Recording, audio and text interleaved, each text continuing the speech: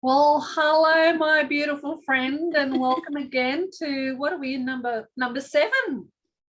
Oh 7 for my. this year, I think 8 overall. Yeah, so July already. Pretty Yes. excited. One of my dearest archangels is coming through today, which we haven't experienced in our live. Not yet. Have you worked with Archangel Gabriel at all before? Yes and no. Yes, generally, not so much specifically. So there was a period earlier in this year when I felt, I'm going to say him because he came as a masculine presence, very strongly, and he's the messenger archangel, and it was I was receiving a throat activation. And I got Archangel Gabrielle cards from Doreen Virtue, and they're old cards, and she always depicted Archangel Gabriel as a female. And those cards fell down, like it was a message that, Archangel Gabriel was trying to get my attention. And then I pulled the Archangel Gabriel cards from Stuart Pearce's deck, and Stuart Pearce talks about him with a masculine energy, as a masculine energy. And I just felt I had to sit down. Basically, I had to sit down and meditate with Archangel Gabriel so I can receive voice activation. So that was the first time I really felt that I had Archangel Gabriel had taken over in a sense and working with me in that way. Previously, I felt connected to his energy, probably more in the feminine sense, when I was connecting to my writing, when I first began writing on social media, in my posts, and really was connected with the idea of Archangel Gabriel as being the messenger archangel and helping with me, I suppose writing messages, whether it was messages from the divine or just, in my posts. So I have, in that sense, I don't often sense Archangel Gabriel as a singular energy in the energy work that I've done, but I generally do call in the archangels, and sometimes he, she, they come through, and like individually, as in like I could sense them as a more singular energy, singled out from the rest of that symphony of light as it comes through. So I can't say I have the relationship like I have with Archangel Michael, say, or Archangel Raphael. So I'm really curious to see not only what's going to come through, but why they've chosen to come through today. I have a pretty good feeling why. Yes. And I know you say you've got a really strong connection with them, and perhaps that's part of the reason why they're coming too. So I don't know if you want to share about that. Well, I think first of all, I just want to let everyone know that we do have the keepers coming through, as we always do, our trusted friends and our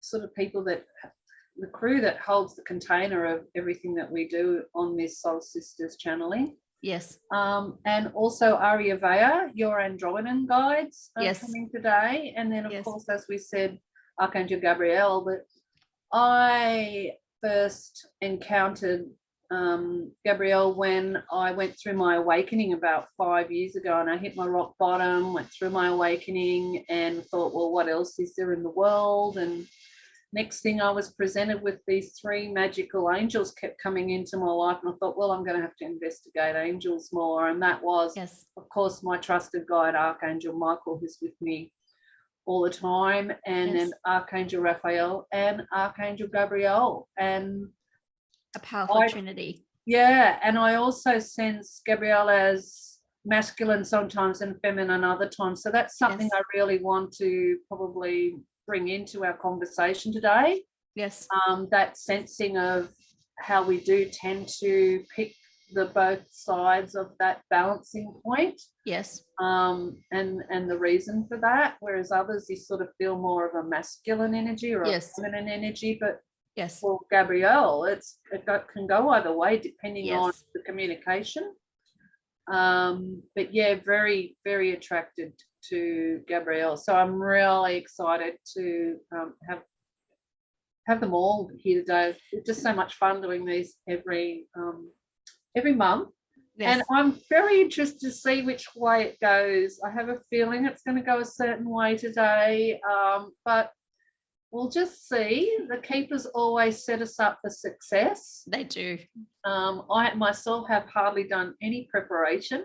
Yep. Because I just know that we're in great hands, and I know that my higher self and my guides are there supporting me as well as yours is supporting you. Yes. So I just feel when the keepers come through, I think I'll probably bring up a bit more about some of the posts that they've been doing with you through Blue Volcano. Yes. Sure. And I've actually written down a few dates that are kind of leading this towards, and I'm thinking on my note, I just quickly wrote, I think today could be around the sanctity of our bodies and our freedom to communicate. I love that. So that's the feeling I was getting, and the thoughts that were coming through in my life experiences over the last few weeks all are embodied in that. Yes. So whenever you're ready, I think we could turn it over and let's see what the keepers of the keys have got to say, and see if they like that sanctity of our bodies and freedom to communicate. I'm sure they'll have a comment about it, but let me say there's something that I wanted to share with everyone. Whenever we're connecting with a particular energy, a particular guide, a group of guides or angels, so forth, that everyone's experience may be varied and individual, and it'd be interesting, bringing this up, how we speak about Archangel Gabriel's, our experiences with them have been varied. And so I think how they interact with you would depend on what you are needing at that time. And so I don't want to take from anyone else's experience with these divine beings in any way, shape or form. So it's how they're flowing at this time through me for a particular purpose. And so in transmitting their energy and their messages. So I know I've said before, it feels like I'm dipping my big toe into their energy, and their energy is vast. And it's about allowing that energy to flow through me. And so therefore then I'm transmitting translating what they're transmitting to me. So I want to say that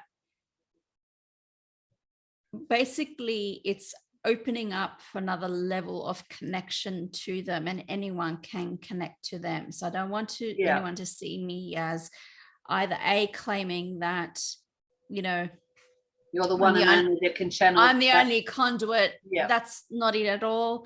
And also I don't want anyone claiming me feeling as if I'm claiming that this is their word and no one else's word. With anything that comes through, it's if people can just sit with what resonates for them, and then you're welcome to leave the rest. And sure, if you want to reflect on that, because sometimes we're not ready for a particular truth. Other times we've already gone beyond, we've transcended that truth. And for us to ultimately connect to the one truth or the divine truth, we have to be familiar with what is true for us. And I think that may evolve until we get to that one truth, but that will only reveal itself to us as we evolve in our truth. So I just wanted to lay that premise, because I'm not sure if we've done that before. I know I myself say, and the keepers always say, don't give your power away to us.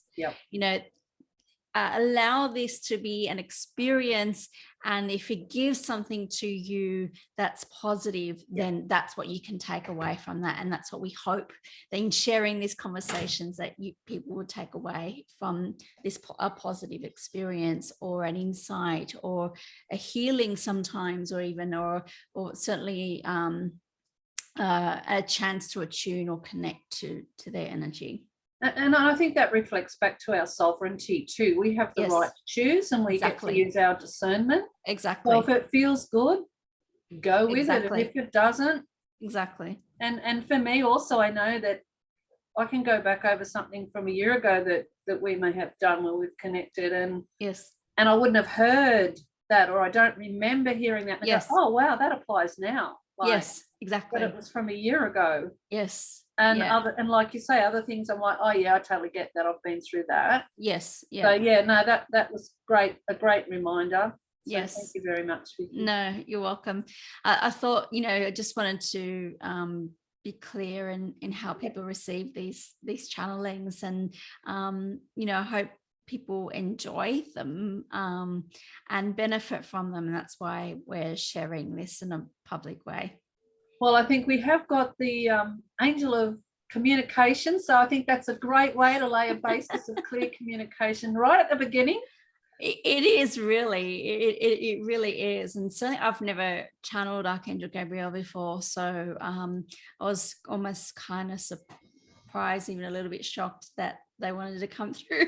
So my sense is that it'll be the keepers first, as always, then Ariavea, and then Archangel Gabriel. That's how I'm feeling it too. Yeah, perfect. All right, well, I'll have a sip of water and I'll bring through the keepers.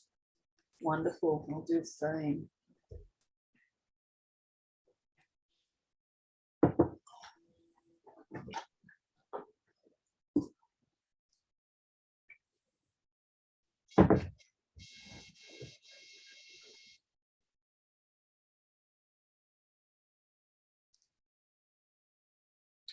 Hello and welcome. Welcome, dear one, and shall we say welcome, dear ones, to each one of you and all to this channeled, let's just call it a conversation. Yeah. Yes. I like that. Good. We're glad you do. Now you have a proposal for us. Yes. Describing this conversation today. Yeah, I just been looking at the posts that you've been doing with Vicky through Blue Volcano, and what's going on around us, what's going on in my life. Yes. And it's all around communication and the sovereignty of our bodies. So I come up with the term of sanctity of our bodies and freedom to communicate as a container for us to have our conversation in today. What do you think? We are happy with that proposal.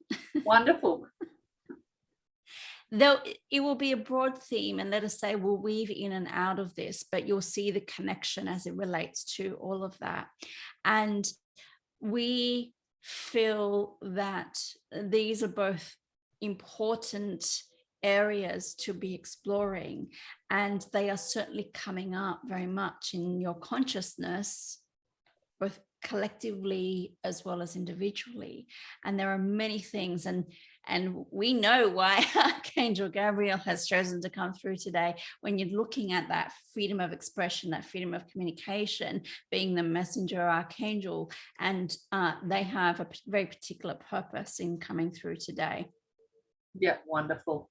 Yes. I'm very excited. I'm excited all the time when we get together for these conversations, but yeah. Yes. So let us begin and lay a basis, and we'll just open from where we are seeing what will unfold today and what energy and information is wanting to come through, and given what you have laid the basis for in terms of the parameters of this discussion.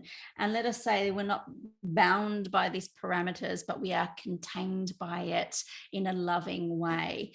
And so when you can understand what is unfolding in the collective consciousness, you may say that things are occurring in a particular nation and say, well, that is far from me and doesn't apply to me.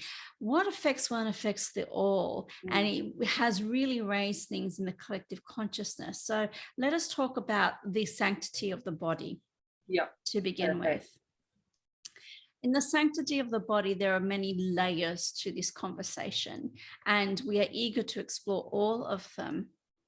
And when we can understand, you have had the discussion of abortion rights come up very prevalently in the past month. And as you rightly identified, the overturning of Roe versus Wade in the United States by the Supreme Court occurred the day after you recorded the previous channeling conversation.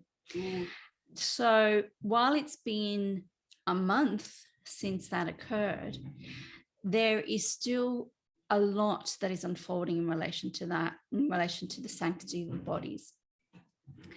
So we will unpack into the minutiae of some of this, as well as paint the broad picture. So let us begin with the broad picture. In the broad picture, you transmit your souls into your bodies. Your bodies hold your multidimensional DNA. And that multidimensional DNA interfaces with your soul. Your bodies could not survive without the soul. Without the multidimensional DNA, you could not hold the divine blueprint that you were born with in your physical realities. Yeah. It is the container for all that you are in this physical lifetime, but also the container of all that you can be. When the saying is, your body is a temple, can you understand, dear ones, that your soul is a spark of the divine, and the body anchors the soul into the physical reality? Of course, your body is a temple, because it holds that which is divine, that which is holy.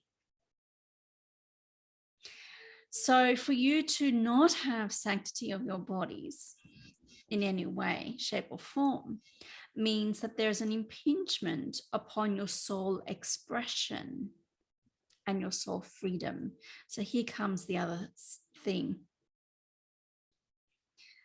How can you express freely your life when you don't have free choices over it?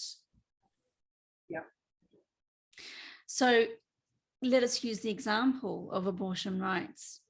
Let us say someone is, whether they are a teenager, whether they are a young adult or an older adult, and are able to fall pregnant and carry a child.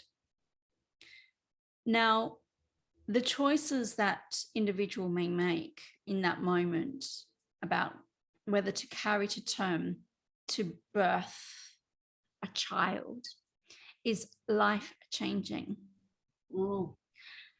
It changes the course of your life. It may affect whether you can complete your education. It will certainly affect career and work. It will certainly affect the degree of energy output that is required, even just for the pregnancy itself, let alone the raising of children. On top of that, even if they were to agree to carry to term, but then agree to give up for adoption, that is still something they would carry for the rest of their lives.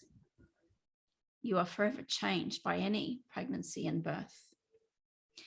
Now, to have those very basic choices about what you would do with your life taken away from you erodes the very basis of bodily sanctity.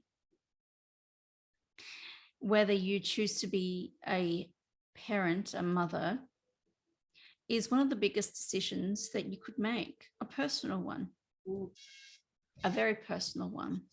So here you have the interference of government upon the individual.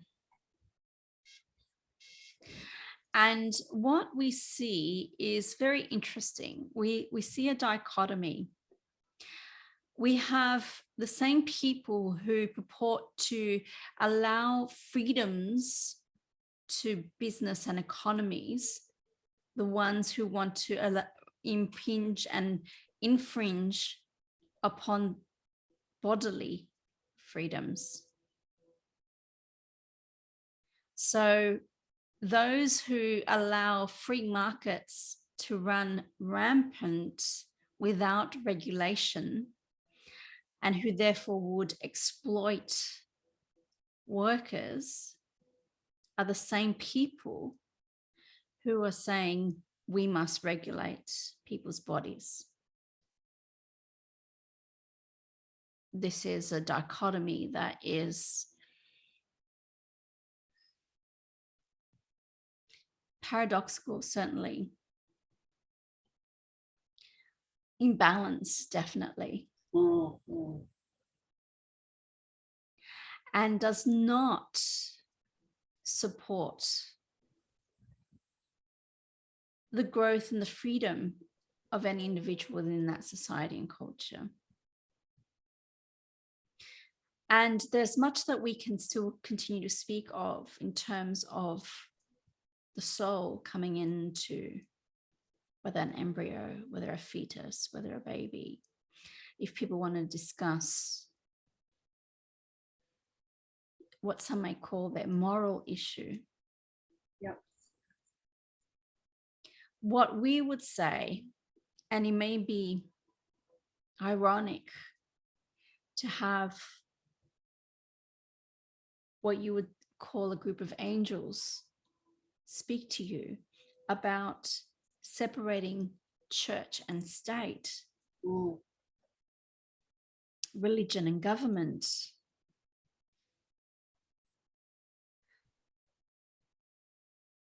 The freedom to exercise your spirituality, your religion, is another fundamental right. So ultimately, they are imposing their own religious beliefs upon others. So it is an intertwining of the individual freedom and how that interplays with the broader collective. Now, we have spoken previously in all the other conversations that we've had also about community and how there must be collective responsibility as well as individual freedoms. Yep. What we see here is not collective responsibility, but collective control. So this is the opposite of what we are meaning. Yeah. Generally, when you say that you're born into a particular nation, into a particular culture, into a particular society, it's because you have agreed on a soul level to exchange within that context. For some people, it means that they will remain in that society, nation, and culture for the rest of their lives. For others, it is just a platform to begin with. Yeah. Now, anytime that an individual interfaces with their government, you do this when you drive on the roads, when you receive medical care, when you send your children to school,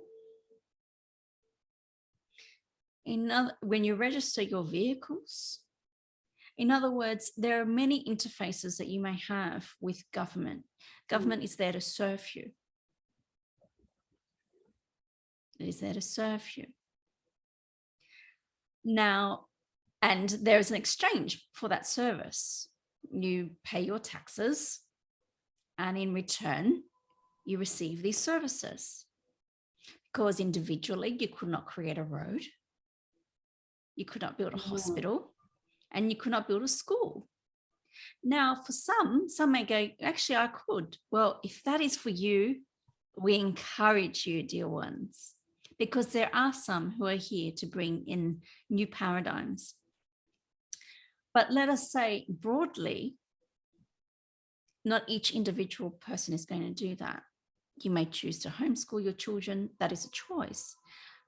Even in the homeschooling, there's an interface with the government because there are regulations about what is to be taught. Yeah, true. Yeah. So it is about the degree to which the government is involved in your life and in your choices. And so in this case, this is certainly an overreach. And we would go so far as not to just call it an overreach by a violation. Yeah, I totally agree. Violation. It is one of the biggest boundary violations that you could possibly have. To be told that you must carry a child to term. In other words, to do something to your body that will change it forevermore and will change your life forevermore is a violation. When it is freely chosen, it is a blessing. When it is involuntary, it is a curse. Now, can it be turned into a blessing? Not directly, because the beginnings will be. And this is something that the child will hold and carry. The energy of the beginnings will be. Of not being wanted, or? Yes. Of being forced to. And that is a form of slavery.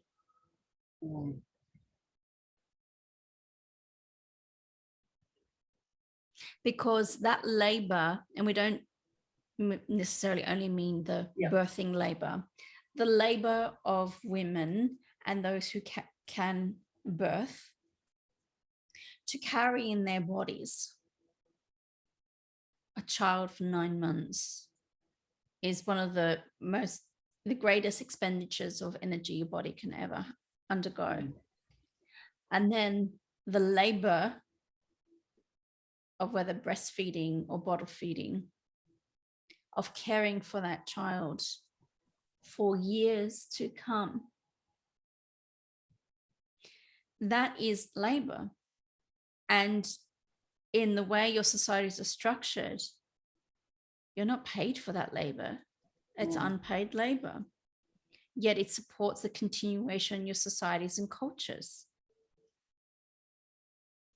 And so here you are forced into labor, pun intended, against your will. And not only are you forced into labor that is unpaid, you are going to, in most circumstances, receive a drop in income and capacity to work. Now, the other biggest irony is that this is occurring in a nation which has some of the poorest childcare facilities and supports on a welfare level, on a parental leave level, in a workers' rights level, on just about every level conceivable of any developed nation. So the way you care for your children is a marker of your society. That it has been forced into a dichotomy issue of either pro-choice or pro-life. We wouldn't even call it pro-life. It's caring for a group of cells that could potentially become a child, but potentials only. And yet there is no care for that child once born. There is no care whether the child lives in poverty. There's no care whether that child needs to go through live shooter drills because of lax gun laws. And you see the irony in allowing freedoms to bear arms, but no freedoms of the body. Yeah. Yes, scary moment in our time. Yes. And it may seem like, why is this coming up when you are both living in Australia? And you may access that if you wanted to, and, you know, not even an issue in your life at this time. As we said, it raises it in the collective consciousness. And so in the collective consciousness, there's now greater awareness of body freedoms and the sanctity of the body. And that goes fundamentally to your personal power. And so this is the tie-in with the freedom of expression, because your voice is your power. Definitely. Without your voice, you have no power. So another way to phrase the themes of the day is looking at personal power, but we are looking at specifically at these two ends, expression and bodily sanctity. Mm, mm. And I look at it as it might be happening in another country, but that country is sort of like an expression of what's going on and can spread right across this planet.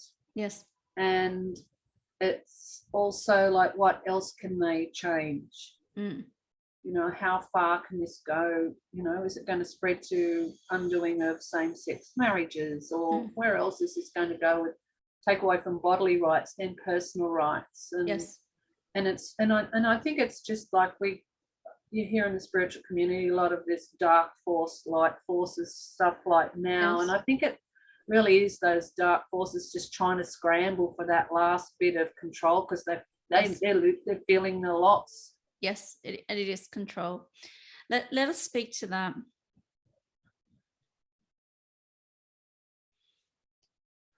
When it comes to the United States, can they look to spread this control in other areas like same-sex marriage? Absolutely. Yeah. And they are actively trying to do that. Yeah. Will that spread necessarily beyond the United States? No. Okay. But it is a reminder to all to be vigilant about your freedom. We would say look to many nations in Europe who are world leaders in terms of human rights, because this is a human rights issue. Yeah. And we spoke last time saying about what is the best indicator of seeing changes into the consciousness of love within a society. And we spoke and we said it is about affording the human rights for all, for every single person in every single way. And so this is exactly pertinent to that. For we could see what was coming. Yet in many countries in Europe, as we said, they are world leaders. Now, there are pockets around the world also, but as a collective, they are doing better than other places in the world. Mm-hmm. And they have abortion rights, and they have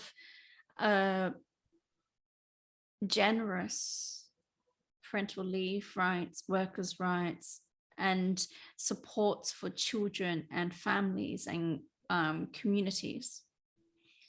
Now, it is not to say that every nation within Europe has this, but as a collective, they're doing better than most, as we said.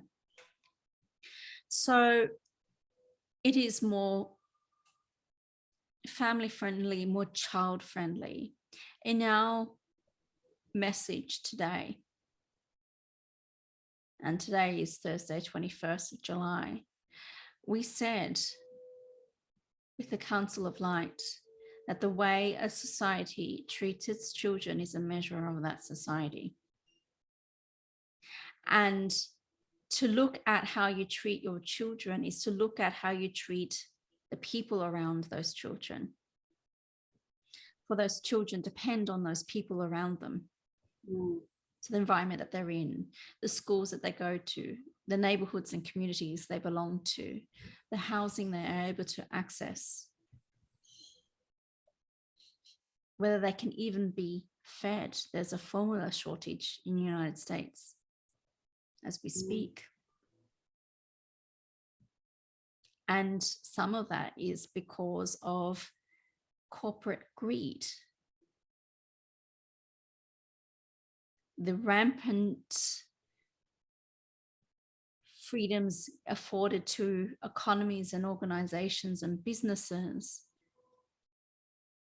that are not afforded to individuals. And so this indicates why some regulations are necessary. And what prevents further regulation within the United States, as an example, is a hangover from the Cold War. Okay, yep. And we spoke about imperialist energies and tendencies. And when we spoke about United States and Russia as being two of those examples of those imperialist tendencies, and when you have one nation condemning that of the other and saying they're commies, they then therefore look at anything that is welfare-based, and let us say supporting the welfare of people, because that term has now got a connotation around the world as being poorly, as taking advantage of government, as being disadvantaged, when instead it should be how everyone is supported with their fundamental needs. So that term welfare is then looked upon as a commie plot. So there's an old paranoia about that being something to do with communism when it really does not. When Maslow brought through his hierarchy of needs, it was he was inspired by the First Nations people in Canada, a group of them there. And yet he changed the order around. Whereas he had self-actualization at the top of the pyramid, they had it at the bottom, because fundamental basic needs like food, clothing, and shelter were guaranteed by the community as something that is provided. So can you imagine coming in to a culture that supports your self-actualization as the very first thing, because you are coming into your bodies already having the potentials for all your self-actualization? That's what you are born to do. Whereas Western cultures will have you fight and struggle for your basic needs, so it keeps you away from your self-actualization. That is the ultimate control. It is the ultimate control. Because if you're too busy fighting for your survival, how can you self-actualize? And I see that, like when I was living out in the world, at like in rich communities, like the Aboriginal communities there were just like, whoever had the money, if someone needed it to go and get food or fuel or whatever, they paid. So it was like, it was the community's money, like with, they had their own groups. But they all overlapped and supported each other for those basic fundamental, needs that they had. And it was really refreshing to see. And big shout out to all my friends out there to see community like, well, I've got money this week, I've got my pay this week, here's this money. And, some people were on fortnightly income, some were monthly, whatever it was. And it was just shared around to whoever needed it at the time. And it just flowed backwards and forth. And everybody got their food and everything they needed. That is a good example. And when you can see whole cultures and societies organized in that way, how does that change everything? where children feel safe, where there is not gun violence, where children are freely chosen. And another thing I think that comes up in our spiritual community is the whole blueprint we're born with. And Yes. quite a lot of people say something will happen. They go, oh, that must have been in my blueprint. That was meant to happen. Yes. And then if we expand that out to, well, you fall pregnant and you're making that choice of whether you're going to continue with that pregnancy. Yes. And you've got one side of them would be saying, well, it's part of your blueprint and all that sort of thing. And I think people don't realize that we're born with a skeleton or an understanding of what we want to experience, but our choices also guide that. So it is still fluid. Yes. And that you still do have those choices to make of whether you want to continue on that path or go a different way, even with this whole abortion debacle that's going on at the moment. Yes. And I think for some people in our spiritual community, they'd be fighting in themselves, well, it's meant to be. They've fallen pregnant, so it's meant to be. And I just sort of wanted to bring that up as in, well, maybe it's not. We still have our freedom of choice. We have our free will. We're born with our free will to make those choices in the moment of when we're experiencing having to make that choice. And that's what we would say. If a divine blueprint was that deterministic, you would not have free will. Mm. Your divine blueprint is not therefore there to determine every detail in your life. As we have used the analogy of the blueprint of the house, you get to choose who resides in the house. You get to choose how you paint the walls, the furnishings you put in the house. Mm. And what this is a broader analogy of the choices you can make in your life. Yeah. There are many decisions and timelines that can be held within your divine blueprint. The divine blueprint is the parameters in which these potentials are held. Mm. So while there may be soul contracts and agreements, some of these are indeed never fulfilled because of free will choices. They may be agreed to upon on the other side before you're born, but they're not always necessarily fulfilled. There are potentials. And let us say that where there is changes in relationships and circumstances, it can change which soul chooses to volunteer to come forward. And let us say this does not occur at the time of conception. It can under certain circumstances. In some circumstances, the soul comes through upon birth. Yeah. Some may come in and out, attuning to the body within the mother's womb, and come in and out just to test what it's like. And then those first 3 months generally are a testing ground for the soul also.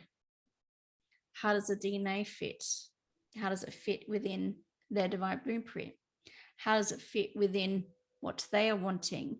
And spontaneous miscarriage, or miscarriage that is spontaneous abortion, is a test that has ultimately been chosen, no, from a soul perspective, sometimes from the mothers, not consciously, but unconsciously on a soul level.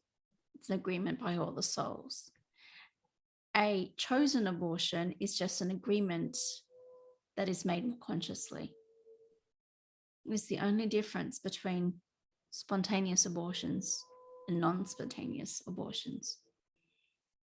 Ultimately, there's still an agreement on all the souls. You're reading my mind because I went through 2 miscarriages, and yes, and I know those children are there in spirit, but you sort of look at it. I haven't thought about it from their point of view. Like for me, I was thinking, oh, maybe I wasn't ready, or my body failed me, or whatever that was. But I didn't realize until this moment that it could have been something that they weren't comfortable. Yes, with. It could be all about timing. your divine timing. Your bodies will fall pregnant if you're capable of pregnancy. And they're not necessarily planned, even on a soul level. The body has the impulse towards something, and it has a different energy to the soul. There's an interface, certainly. But the body will have its own responses to something, and that is not necessarily consistent with where the soul is going. So ultimately, because the soul does not support it, the energy will go. So sometimes in the cases of those miscarriages, the soul did not yet choose to come through. And it was only a matter of timing, and they come through in the subsequent successful pregnancy. Sometimes what can occur is, depending on what the agreements are, is that there are changes. There may be potentials for a particular soul to come through for particular parents, and then the circumstances change, and therefore there is a review. Do not think that just because you've made these agreements before you're born that there are not reviews going on all the time on a soul level. And your higher self certainly oversees this. And so a lot of this is not conscious, although some of it can be. Yeah. So we will not allow religion or spiritual beliefs to determine what is right for any other individual.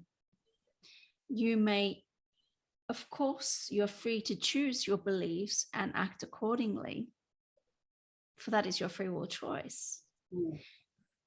Your free will choices should not infringe upon anybody else's. Your beliefs should not infringe upon anybody else's. Each person is free to believe what they believe. And like you and Vicky began in your conversation, why would you give your power away to something else that is external to you if it is not your internal truth? And so similarly, you cannot give your power away to someone else's truth. And this would be the case by adopting a belief system that is not true for you. Certainly, adopting a moral code of behavior that is not true for you, that is also giving your power away. And then it takes it further, for it is an act of control and violation to then infringe that upon somebody else, to force them to adopt either your beliefs or your code of behavior. And then you've got the whole DNA ancestry side of things, where those belief systems are being activated in this whole discussion as well. Yes. And this is why the souls may shift if there's a change in partners and a change in circumstances, because it is looking at the match, because you're taking on the ancestry of both parents, sometimes one more to the degree extent than the other, depends, but you're taking that genetic history on, and those ancestral patterns then that are held within you is why those are tested on a soul level as the soul may come in and out of that physical body. Do not think the soul is attached to the body. From the beginning of the conception. Yes. Yeah. Now, in certain circumstances, like in light conception, where there is a very conscious conception, a very conscious process in choosing, that may occur where the soul comes in from the very beginning. These circumstances are extremely rare. And if there was a light conception with that conscious conception, they would not be choosing an abortion in those circumstances. So the point is moot. That nullifies the other. Yeah. And that we still have people that are capable of doing light conception in our day and age now? That is a good question. There are potentials for it, yes. Yeah. Is it occurring? We will not answer this. No. Can it occur? Yes. Might be for a whole other discussion, because that's a whole different realm. Possibilities. Yes, it is. Yes, it is. So I think another thing that for me, like the sanctity of our bodies, was a process I've been going through personally through my marriage separation and my awakening, and getting to, I believe spirituality to me is going within and looking at oneself and seeing how I react to the world, how I react to myself, my environment. And sexuality is something I'd never really considered as a connection to my spirituality. And it's just like I've had the massive aha this morning. And relating to communication and sexuality. And it was sort of like, how do I explain it? There was certain things that were said within the marriage that cut down my communication within the sexual realms. But it's something I didn't fight against when it was put on me, and I just agreed with and went along with it. Then later on, I realised I was starting to resent my partner for putting that on me, and me not being able to speak my truth in that moment. Yes. But I was in the back room cleaning up to her, and just as these little nuggets drop in. Yes. And I went, oh my God, I allowed that because I chose it. It was something that I had taken possibly from past lives, don't know, but something about shyness and not speaking up, not communicating my needs.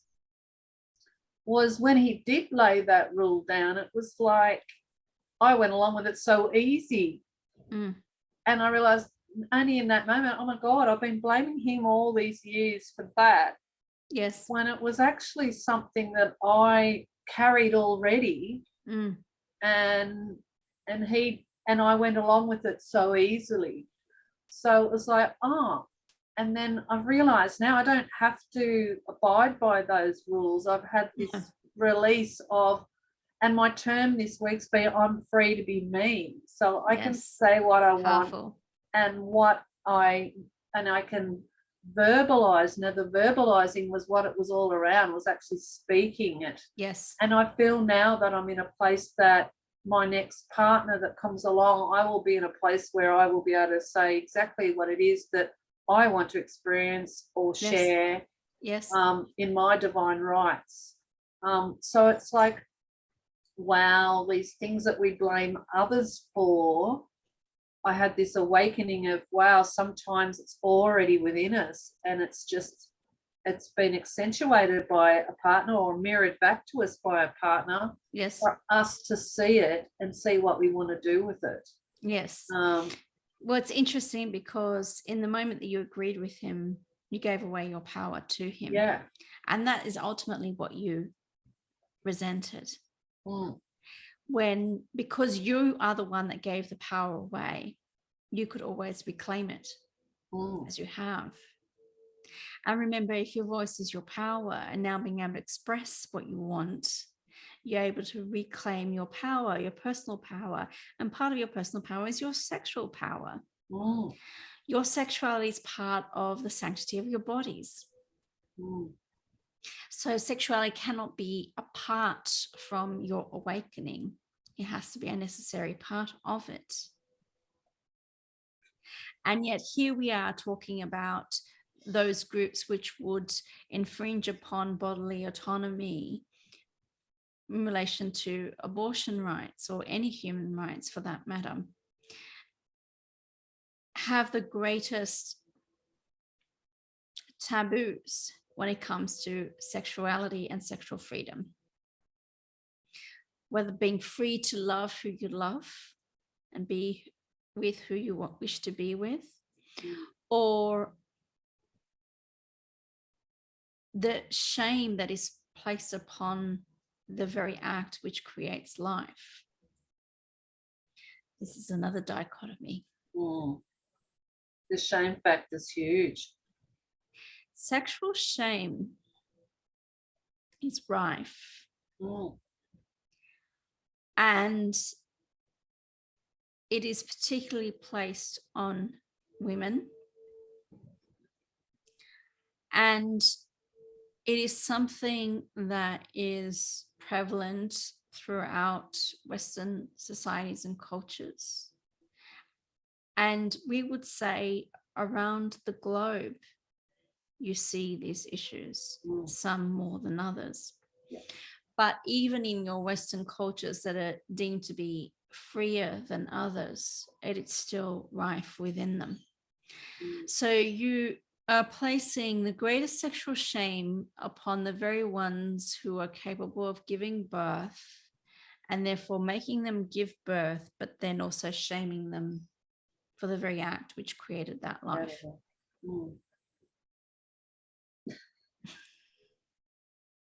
Oh, it does not make sense, even from a logical perspective, certainly not from ours. And that's, I've been like this whole process. There's been other things that got me to this place. Yes. Especially in the last few weeks. But Bloom Festival was one I went to last week, about 10 days ago at the back of Byron Bay in a little place called Yukai. Yes. And it was about 200 people at this festival. And that's what it was all about, embodiment. Yes. And claiming back the rights to be free to be ourselves and be in our bodies and not in our minds all the time. Yes. We did a lot of workshops and we did dancing, and we did one process where it was we just had to be watched and be seen, and then you shared that moment and swapped around with them, and they were just so powerful to be actually seen for who you are. Yes. And not in a sexual way, it was just being seen. Yes. And I just found, like, in one of the discussions we got into, at what stage did our breasts and all these other sexual organs become not allowed to be spoken about or whatever? And I just feel it's a bit of a hangover for me that when our children are young, we're teaching them about being safe. Yes. So we do set that up to a certain degree about being safe. Your body's yours. Yes. You don't show yourself in public and all that sort of thing. But at what stage are we telling our children when it is safe to explore your body? Yes. And when is it safe to share your body? Yes. I think we set them up for the trying to keep them safe, but at no point is there a transition into that exploration of self. Yes. And there's a bit of shaming comes in there too, if you want to discuss that sort of thing, or I remember finding my brother when I was about 15, he was about 12, he's looking up rude words he'd heard on the bus in the dictionary, and I went, mate, you're not going to find that one in there. Like, it wasn't, not going to say what the word was, but at what stage is there that process where we're removing the shame and removing the fear of our full physical bodies? Yes. We'll give an example from Vicky's life. She has been particularly aware of sexual shame and the role it's played in her life. And especially having worked in child protection, she's also very particularly aware of safety for her children. So as they have grown, being two boys, so we're going to, because it's an example from experience, it'll only be an example of her for her two boys, because she does not have any daughters, as you would know. Now, when boys are young, from indeed when they are babies and they're discovering their bodies, just as they would be looking at their hands because they're amazed at their hands, and they realize that there's something down there. They play with it. And as any parent of young boys could attest, they play with it often. Okay. And so Vicky would always say, just to teach them, it's like, you can enjoy your body, but we go to private spaces to enjoy our bodies. So that was, if they're in the bathroom alone or in the bedroom, that's where they could enjoy their bodies. Now, while they're not doing anything sexual, it's like fiddling with something because it's there. Yeah. And there may be a discovery of some sensations that comes along with that, but then that is opening up the space to not shame what is going on. It's just about teaching that is private and you do not need to do that in public. However, there's no shaming around that. Now, what we want to say about that, because what's interesting about shame is that it lives in secrecy. Whenever there are secrets or whenever there is silence about a particular topic, that's where shame breeds. So it's not just the active shaming of someone for what they're doing. If you observe growing up that your parents never discuss sex and sexuality, there is going to be a sense of shame around it, a sense of taboo, just by the very fact that do not speak of it. And so therefore, notice expression, voice, very much also connected to sexuality. And so if they notice that there is no speaking about sex or sexuality, they are automatically indoctrinated into a culture of shame around sexuality without even a word being said. So, of course, when it comes to girls, there's a whole raft of other issues. And of course, when it comes to transgender and non-binary people, there's a whole raft of other issues. Now, what we will say is safety is a big issue for girls in particular, in terms of sexual safety and bodily autonomy. And let us raise this in a discussion that is about the sanctity of the body, because the body is often violated by those who the children would trust. Now, of course, they're sworn to secrecy, so there's shame around that. Shame around that. Yes. So here you see an interweaving of all these factors at play.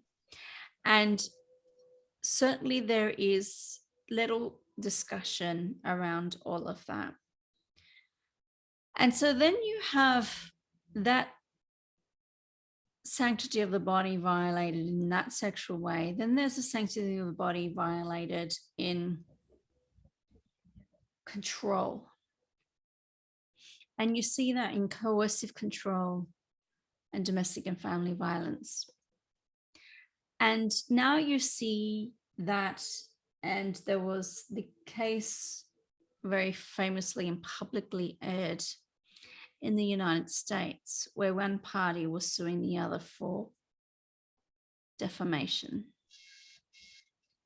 when she spoke about being a victim of domestic violence. Now, what this is doing is silencing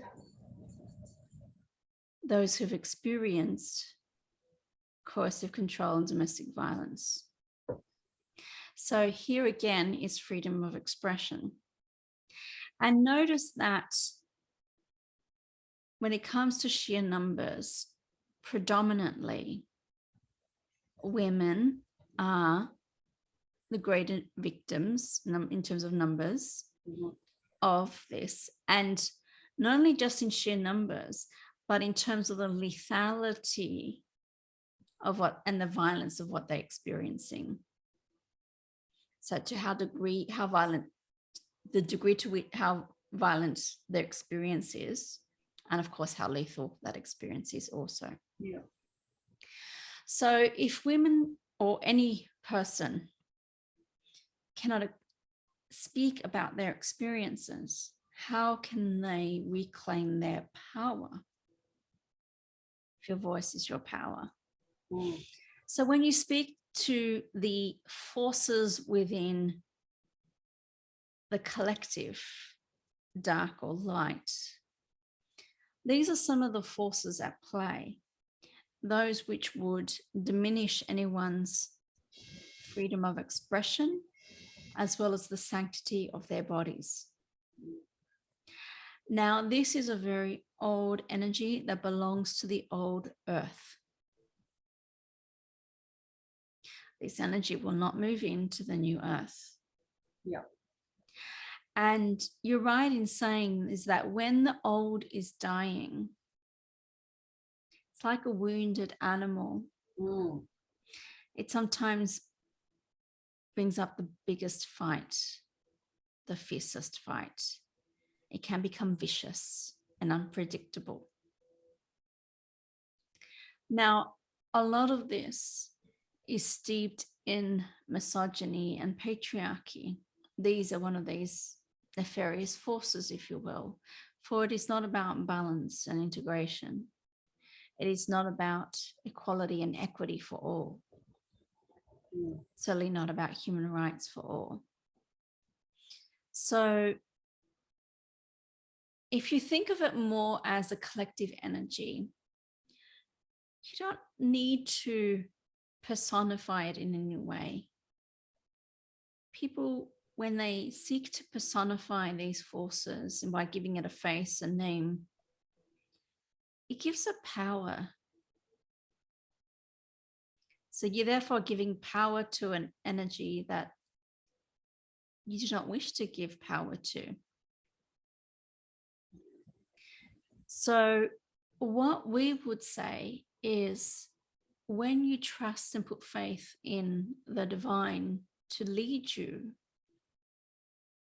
to reclaim your voices and to reclaim your bodies, then you may be inspired to the actions that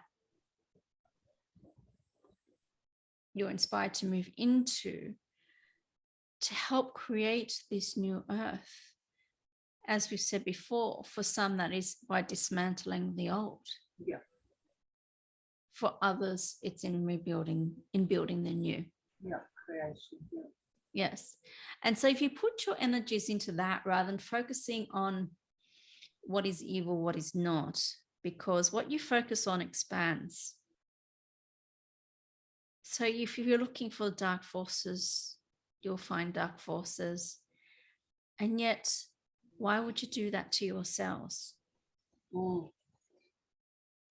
And that's been my journey too. Like, I just feel like I went from the depths of despair like 3 weeks ago, and yes, I finally had that, I don't know, it's cathartic, that release where I realized I'd hit the point that I could release everything from my marriage that's broken up, and I feel it was actually, I was releasing generational stuff as well in that moment. Yes. And in this guttural howl, and I couldn't believe what was coming out of my mouth and what my body was doing. But I knew at the moment I had to get it out. And I did. I allowed the process. I went for an hour and a half, this whining and howling, and my poor kids were like, oh my God, what's going on, Mum? You teach this. What's going on? Why can't you calm yourself down? I went, no, I need to get it out. Yes. And after that, it was like I was empty of all of that stuff that I no longer wanted to carry, and I was like this vessel ready to be filled with new. Yes, exactly. And through going to the bloom and other interactions that I've had in the last few weeks, it's just been like I'm filling up with the light of where I'm going. It's like I'm finally carrying my own lantern of light to follow. Yes. And I remember I went for a walk on the breakwall, and I was walking along, and I thought I was like doing my supermodel walk, strutting up there, and I thought in that moment I could feel those always feel like a ripple in a pond of rose quartz energy emanating out from me. So I thought that's the sort of energy as individuals we can try and move towards, is standing in our own power. Yes. I don't watch the news and don't know what's going on around the world all the time. You get told the big stuff by all good-meaning people want to tell you what's going on. I hear enough that way. Yes.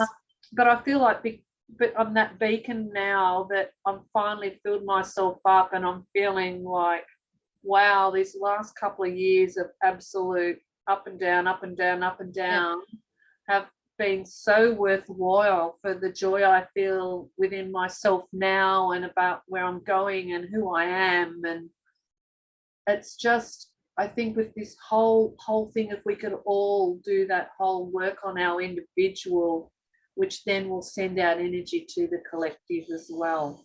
Anything you heal on an individual level, as you already identified, you can sometimes heal on an ancestral level, and it's usually the case. And you are therefore healing on a collective level. Yeah. And can you see that where you were previously to where you are now, the power of your actions are so much more magnified now than they would have been before. And so while it is not that we are recommending that you don't take action until you are healed, that is not what we're saying, because if in that case you'll be waiting forever. But it is why it is important that you tend to your own healing and move through your own journey, even as you look to what behaviors are necessary or inspired for you to either help dismantle the old or create the new. And sometimes you will see a shift from one to the other as your energy shifts. Most definitely. And it's been a journey, and of going out within that balance, finding that balancing point. And it was finally, I think, by going back, I've been hiding away at home doing my stuff. That when I went back out in community again and went through those processes, especially at Bloom Festival, that was a lot of people. I had to go and take a few times where I just be on my own because I was picking up everyone's energy. So I had to keep going away into nowhere. We're in this beautiful creek running through a big caldera of mountains, Mount Morning, and all these. It was just a magical place. Beautiful. You could go into nature and do that, right?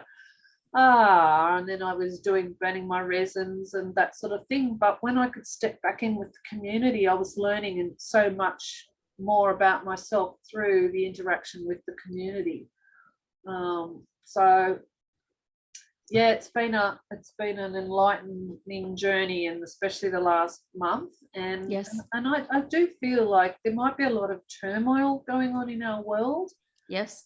But like you were saying, it's that last kicking, dying energy, and that there's so much good will come out of it, and so much good we can find within ourselves as we work through those issues.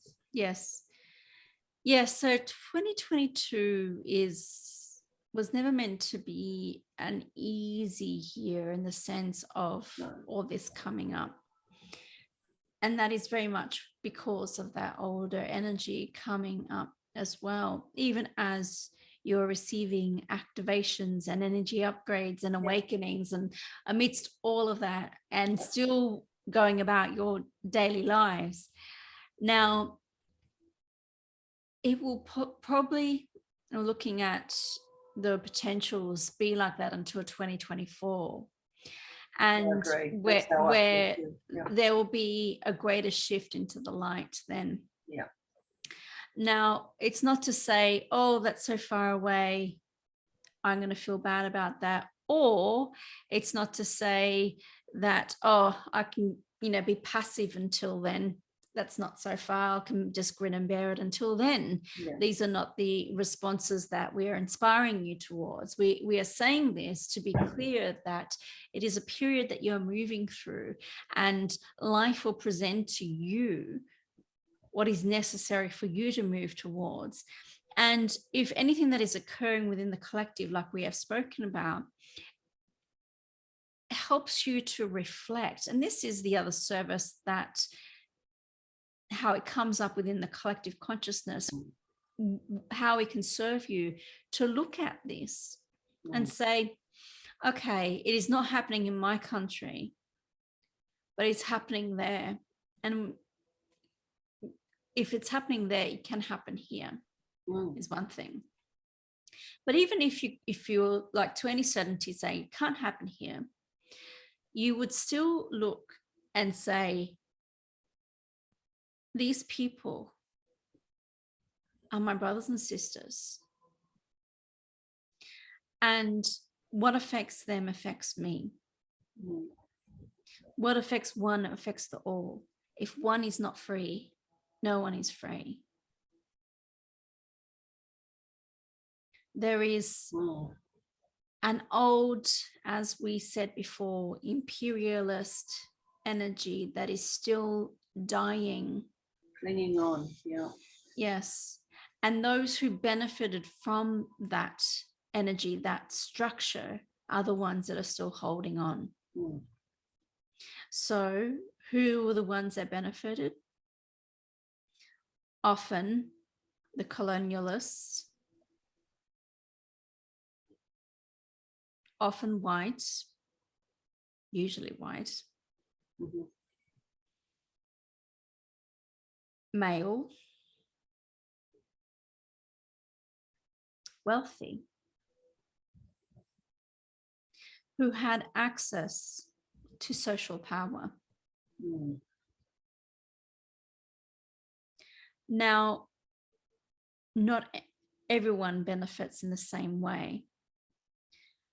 And often what we see is these old structures defended by those who benefit even just a tiny little bit, because they'll cling on to that tiny little bit for their dear life.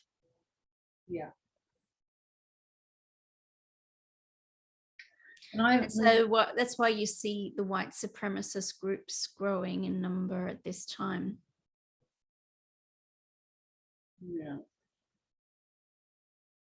I also just look at thinking about when you said 22, like just looking at the end numbers of the years, like 22 is a mastery number, and then 23, you add that back, that's 5, the year of change. And so I always knew this year was going to be interesting. It's interesting is a good word. And 2024, you're getting an 8. So you're moving into the infinite and the abundant. Back into the cycles. Yes. There's a new energy anchoring in 2024. And while this energy, you do not have to wait until then to access this energy. It is inflowing and incoming if you're ready to access it. I believe so. And your bodies are prepared constantly. As you would know. So thank you for your service in that area as well. What we will say now,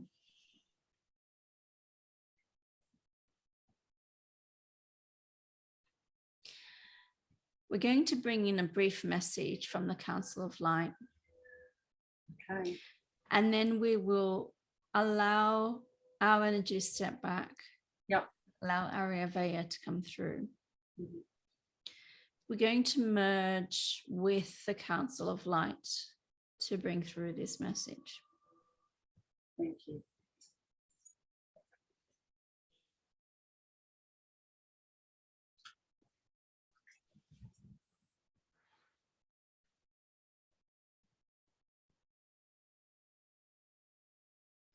Dear ones, let not the state of the world despair you.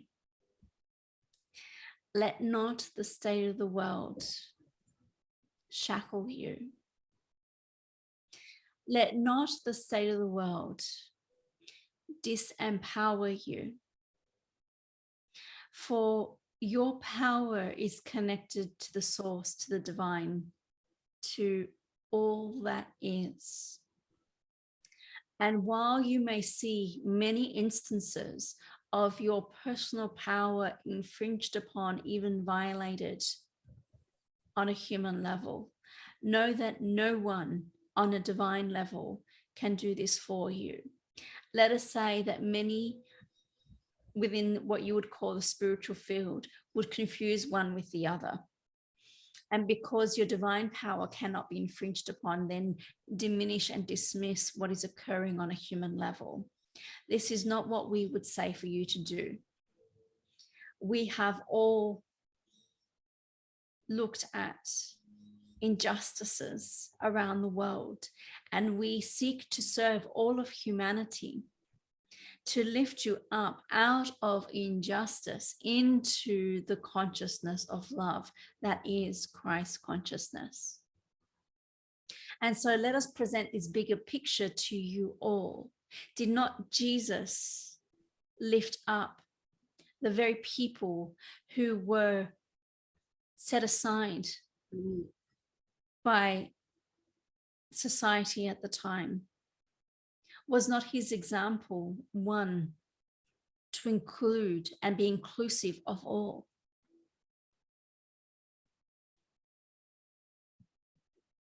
Now, there are many of these examples by many of us.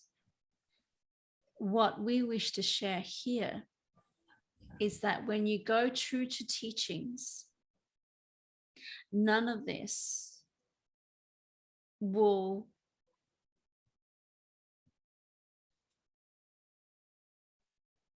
place upon anybody else their own ideas as a restriction and as a control. This sharing of ideas, as this even here is occurring, this sharing of ideas is then offered to others freely so that they may choose freely. And that is a very different energy. And so therefore we would say, step away and step back from trying to figure out what you feel about a certain area so you can figure out how you feel about someone else's injustice. If they are saying that their experience has been unjust, believe them, dear ones. Offer your common humanity with compassion. For let us say that those who would manipulate in the sharing of mistruths are so minuscule that your general rule of thumb would always serve you to share your common humanity with those who are saying with all their might, I mean, with every breath that they have, to say that they are being abused, disrespected, violated. And then stand back and say, ask yourselves, how may I serve?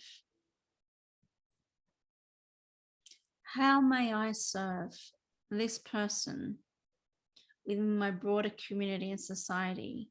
How may I heal this within me so I can serve the healing for all? And then step back, commune with us, allow us to inspire you, and co-create together a solution for all.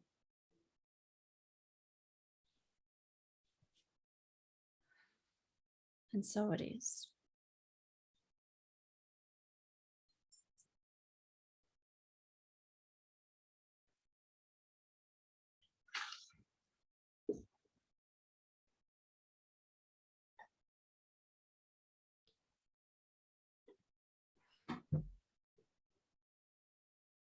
maybe some water.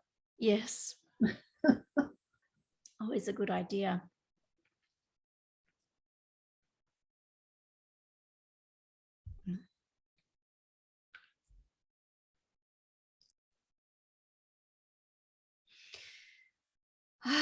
Well, I did not know that the Council Alliance will be coming through, but we've never had that visit. Yeah. No, feel their energy come in.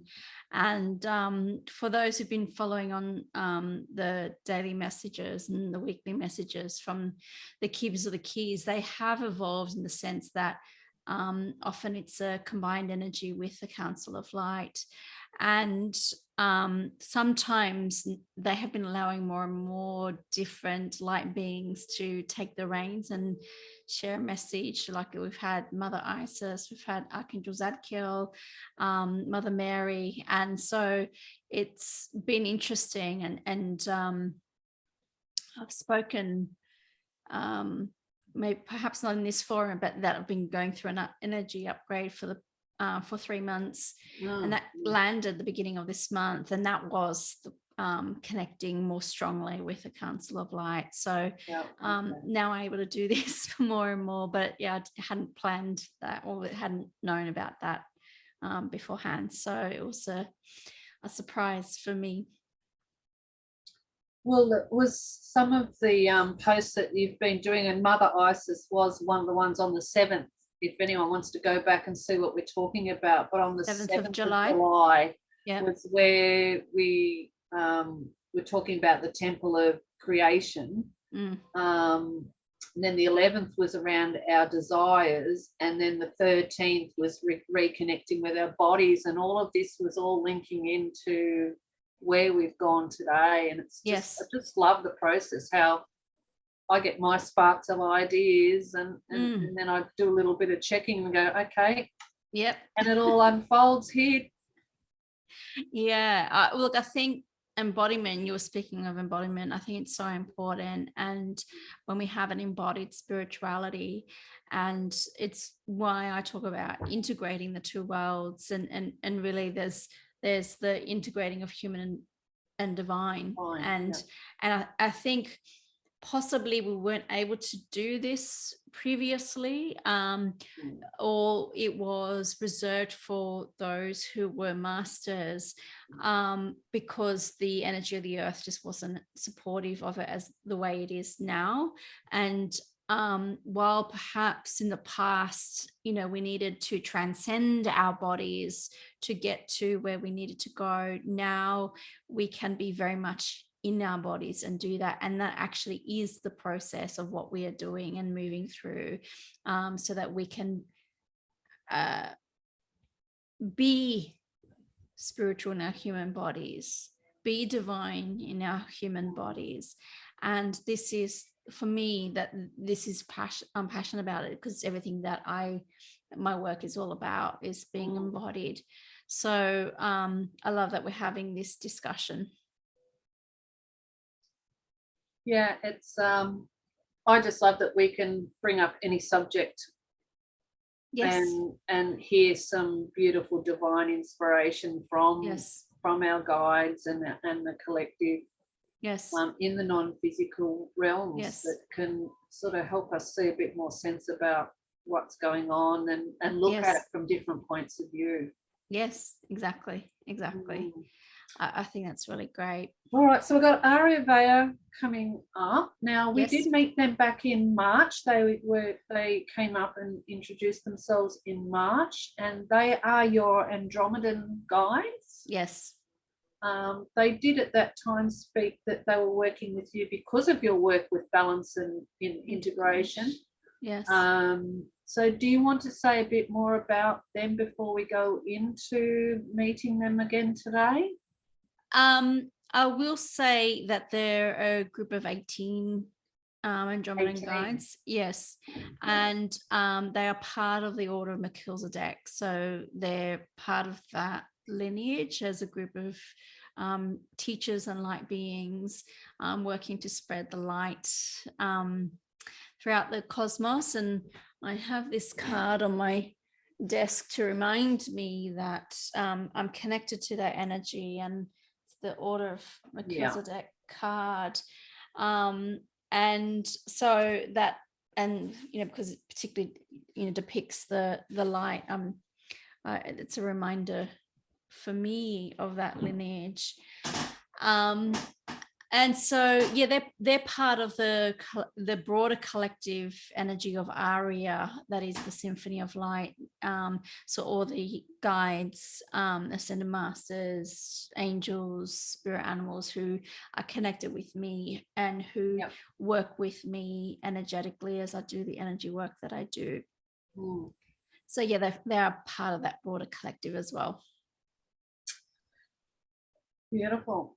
Yes. So I will bring them through. It has been a few months since I've channeled them directly.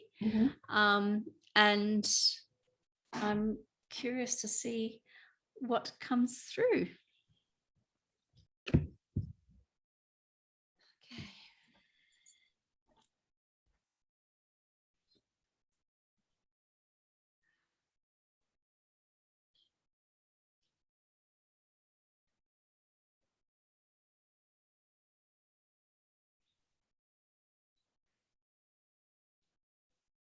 We are pleased to be here once more with you all. We're pleased to have you back, and for some reason I'm tearing up. I don't know why, but anyway, just your smile, it's just like radiant. It was lovely to have you back again. You were last here in our March gathering, and we had some magical conversations then.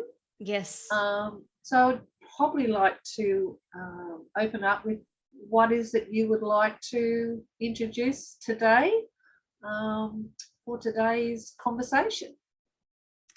Well, you've been having quite a conversation, haven't we? Yes. So we're happy to expand on some of these topics, and we think that there has been a great basis that has been laid that we can move into. Right. And what we will say as non-corporeal beings who do not or no longer have bodies,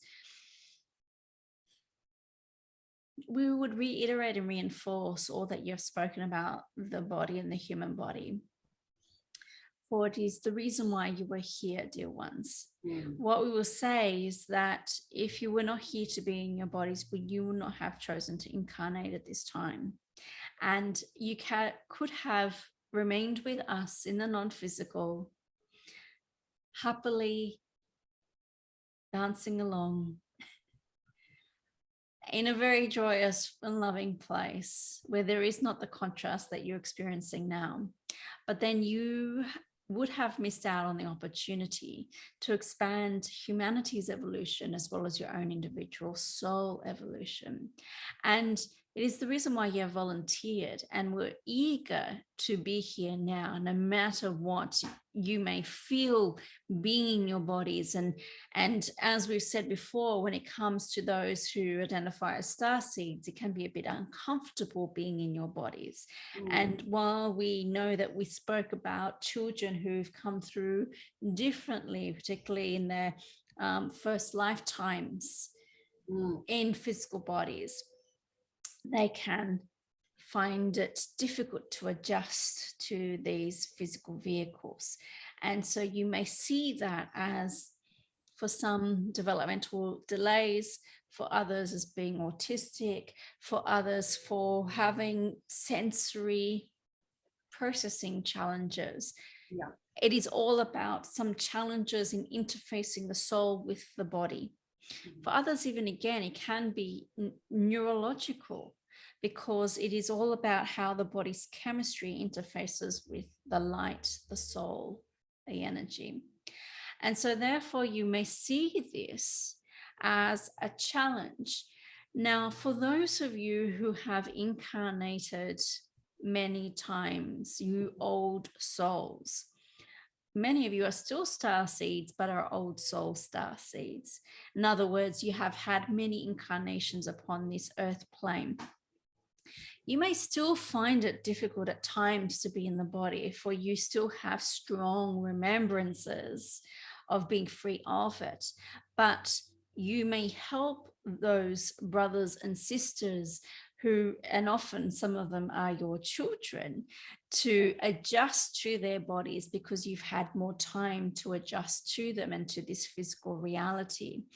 So what we will say there is, it really is a journey of the body in this physical experience. And this journey of the body is about holding your light within the physical. When you know yourselves as light, you can remain in the light. But until you experience yourselves as light in the physical, then you are not actualizing it, physicalizing it in a sense.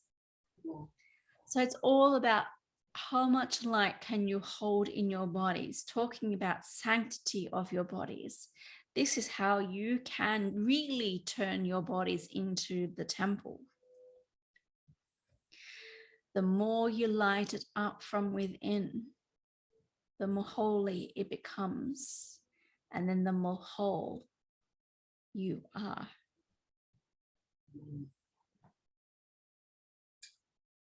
I love that. And actually, as you were saying it, I was actually almost seeing like a bright light within my heart space, just illuminating out right through my whole body and then out into the atmosphere around me. It was just like holding more light. Yep. I just lit it up right there and then. A lighted heart is more powerful than anything else. And you will see that in some of the depictions of a sacred heart. You see the light emanating, and you can measure it with the electromagnetic field of a lighted heart being thousands of times more powerful than that of the brain. Love is far more powerful than fear. The light is so much more powerful than the dark. All you need to do is turn the light on. And I can attest to that, because that's what I've been learning all about through since my awakening, and that you can, what was the old saying, you can I can't think what it is, you can catch more bees with honey, or I don't know, but anyway, sending that love out, even to someone that's really challenged you, put you down, whatever it is, because they're on their path, they're trying to work through their stuff, whatever it is they're experiencing in their life. But I know that by sending love, it's quite often things resolve themselves. Instead of it butting heads further, the energy settles and an outcome is reached that's more suitable. So we would take that further. Is where you see these pockets of challenge around the world, you can send your love there. So what Vicky likes to do when she sees people who are silenced or whose rights are infringed upon or who are experiencing any adversity, she sends them love. And often she sends the keepers there, and we would remind her she can send all of us there. Nice. Yes. Nice. And therefore, you are helping in a whole other way. Of course, you could not infringe, and we could not infringe upon anyone's free will choices. But if they are connecting to the light in any way, then they can connect to the power of our presence. And this is another way you can help in this. Spreading more light, spreading your love. Yeah, I love that. So you can simply expand what you want to put out into the world by bringing in your guides, guardians, and angels, and getting them on board with your plan. Yes. And let us say, intention. Let us say there are times where Vicky is guided to not do that because it, A, would not be received, and B, in that case, it will be a violation of someone's free will because they do not want access to that energy. And therefore, she respects that. And so you must respect that. It's not about imposing your will upon anybody else's. It is about spreading that love and that light so they may access it if they so choose. And I think that's around, what was the word, consent, like actually when you're sending it out for those that are ready to receive. Yes. So in your intention, creating that space that if it's for your highest good, please accept it. If it's not. Yes, exactly. Yeah. Yes, exactly. So when we last spoke, we did talk a little bit around, we danced around the subject of, through the starseed question, around autism. Yes. And also twin flames came up. Yes. I don't know if you want to expand into twin flames now, because it's kind of in alignment with our container today. And there's a lot of different information out there about twin flames. And I think that all of it is a truth for different people. So I'd love to hear what your guidance would be to us that are watching here today. We're just checking what is in everyone's best and highest good for us to share at this time. Yeah.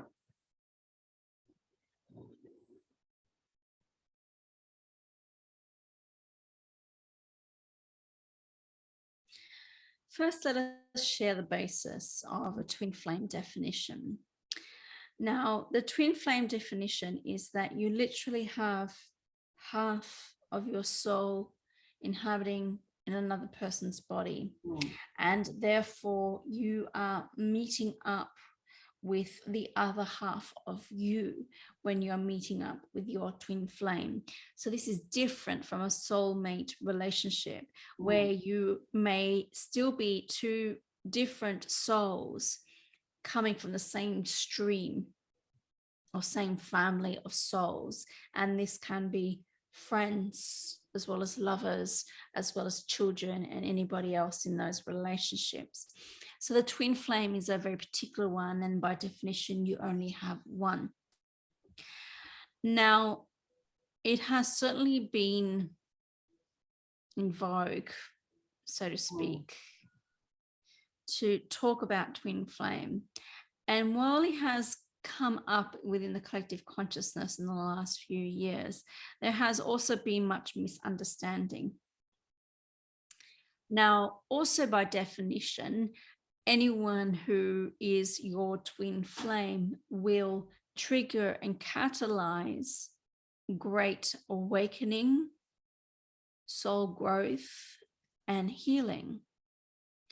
Now, depending on where you are in your soul journey, often this translates as grief, trauma, and challenge. Now, what some people confuse as trauma bonds can be twin flames and vice versa. Okay. In other words, you can be in a twin flame relationship and it is not all lollipops and roses. There can certainly be trauma bonds within that relationship. Now, in those circumstances, we are very clear that at that time, that relationship is not in your best and highest good. And therefore, you are not meant to be in a, let us say, a fully actualized twin flame relationship. We want to make a difference, differentiate between the different potentials of twin flame relationships. It is all a matter of timing. And for some, the timing is not this lifetime. Yeah. For others, it is not even something that they have. They're not necessarily incarnated with a twin flame. So we are not saying in having the discussion of twin flame that everyone should be out there now seeking their twin flame. For that would be a false teaching. That is not what it's meant to illuminate or enlighten or share. What we would say is that there may be times where a twin flame relationship may come in and out of your life because the combination of that energy is too strong for either of you to hold.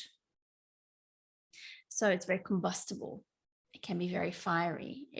Too much can be all consuming. For some, it can be obsessive. It's like seeking a drug, a high, but then they're on a crash course, just like any person suffering with an addiction would be. And so for those who are experiencing twin flame relationships in that sense, we would caution them to find some balance once more within that. For some, it is enough to know that there is a twin flame out there, maybe living very different lives, creating a balance within the oversoul of the two in that way.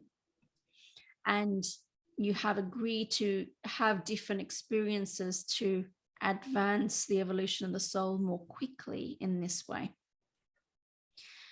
So we would not overly romanticize twin flame relationships as they have been. As we said, they're great catalysts for healing, growth, and evolution.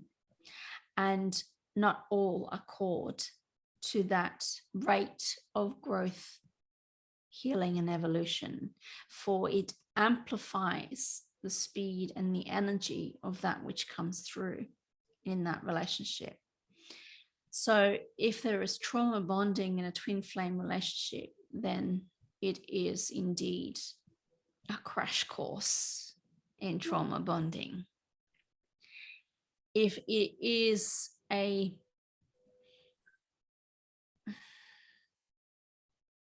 form or aspect of healing that is coming through in a twin flame relationship, it is a crash course in that form or expression of healing. So the energy is very amplified. So we want to be clear that not all are meant to have a twin flame relationship, and that is a good thing. It is not a bad thing to not be with your twin flame. Let us be very clear. And we would ask you to be clear also, is that if you're seeking a twin flame relationship, is to write down and be clear on why. Because if you're doing this for very romantic reasons, you may be best served with a soulmate, not with a twin flame. So be very clear on what you want, and do not confuse the definition of what it is that you are seeking. Instead of asking for the twin flame relationship, instead ask for the great love that you are seeking, for example. Because your twin flame will be on their very own individual journey. And if they are not ready, then they are not ready.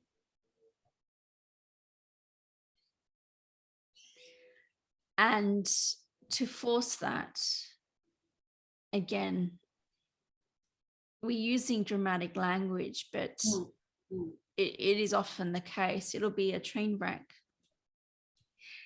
because it often is. Now, while it's designed to be so, we are not saying that all such strong, amplified energies are bad or wrong in any way. If you have called that in on a soul level, then that is what you are needing in this lifetime to fully awaken. Then that is what you need.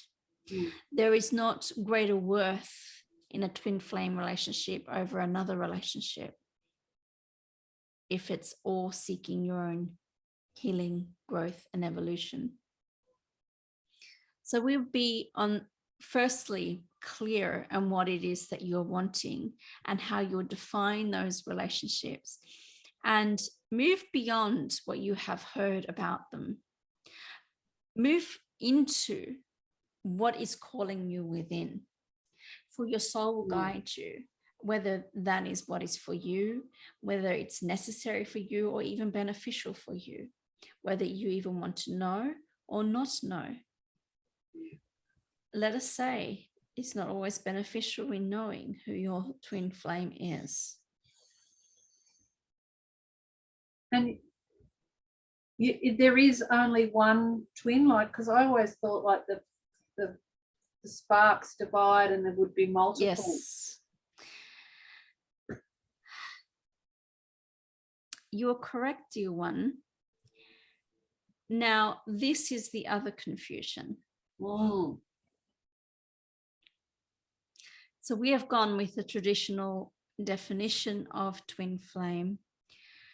Now, by definition, a twin flame means that there is only one. Can there be, like you said, multiple sparks from the one candle that is your soul? Yes. Yeah. And let us be even more accurate than that. If you see your higher self as the great cathedral candle, in other words, it's tall and it's big, how many candles can you light from that one great big candle? Unlimited. Yes. So your higher self may overlight many different souls. And this you may see more as your soul family. And there is certainly more than you can comprehend from this perspective about how you all support each other. Yeah. So this is what you would call a soul family. Yeah, I love that. I love that term better. Yeah, most definitely. Let us say there's much to do. Let us recorrect the phrase. Much ado about nothing is the phrase. Much ado about twin flames. Yes. And if you are called to a twin flame relationship and is all that you ever had hoped for a relationship, we congratulate you. If you're called to any relationship and it brings through all that you wished for in a relationship, we congratulate you also. There is no one greater merit than the other. It is all what is about what is in your best and highest good in this moment, in this lifetime. Yeah, I love that, because that's what I think part of, like, what I class spirituality about, looking at yourself. What is it you want to experience in a partner? Yes. If we're talking romantic partner, for instance. Yes. That's what we would say. Yeah, to sit down and have a think about that and write out your intentions. Exactly. and play with those intentions until you tweak it, because that's what I've been doing. And it's like, every time I look at it, then I call someone in that comes in and does reflect that, and then I go, oh, I can add these extra things now. Yes, you can. And it keeps evolving. It does. Yeah. It does. And that's what that experience does. So therefore, when you have like a shopping list, and we do not mean to trivialize in any way. Oh no, I have a shopping list. Yes. What that call does, it an experience list. What I want to experience. We would call it an intentions list. Yes. These are your intentions about what you wish to experience in our relationship. And therefore, you can put those intentions in for what you wish to experience with whomever is in your best and highest good to be with. And what we would say is, you could even add the intentions for you to find who is the highest potential for you. Yeah. From where you are and where they are now. not what their potentials can be, because this is another mistake that people often make. They see someone's potentials and you fall in love with their potentials rather than who they are now. Yeah. So call in who is your highest potentials for a relationship. They'll be in your divine blueprint. Yeah. And then call them in. And you can be a driver in that, in terms of who will be in your best and highest good, who will be the highest potential, by being really clear in your intentions for what you wish to experience in that relationship. Because remember, a relationship is an opportunity for you to express yourself, to share love with another, to heal and to grow. That it is. I'm on that exciting journey at the moment. Yes. Who knows what the world will present. And be open to the journey and the experiences along the way. Each opportunity to interface with an individual soul is a gift, no matter if they're soul family or not soul family, twin flame or not twin flame. Yeah. Do not make one more special than the other when all are sacred. And I think for some of us, if we did end up in a twin flame relationship, we wouldn't even realize it was a twin flame anyway. Like, you would, if you're aware of it, by the degree of intensity in the relationship. They are intense and they can settle over time if people are meant to be in them long term. This is a small proportion in this lifetime. A small proportion. And so it's not as common as people would think. That degree of intensity is not in everyone's best and highest good. It can be very unsettling and destabilizing, and in fact can bring out many mental health and trauma concerns. So do not romanticize the idea of a twin flame and think that this romantic concept is a twin flame idea and then project all of that into a twin flame relationship. Be clear on what you are asking for.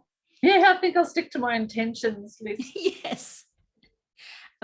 A far wiser way to call in a perfect relationship for you. Yeah. Wonderful. Yes. We spoke about lots of things last time, the Esseens in the community and the fact that you're connected with the Order of Melchizedek.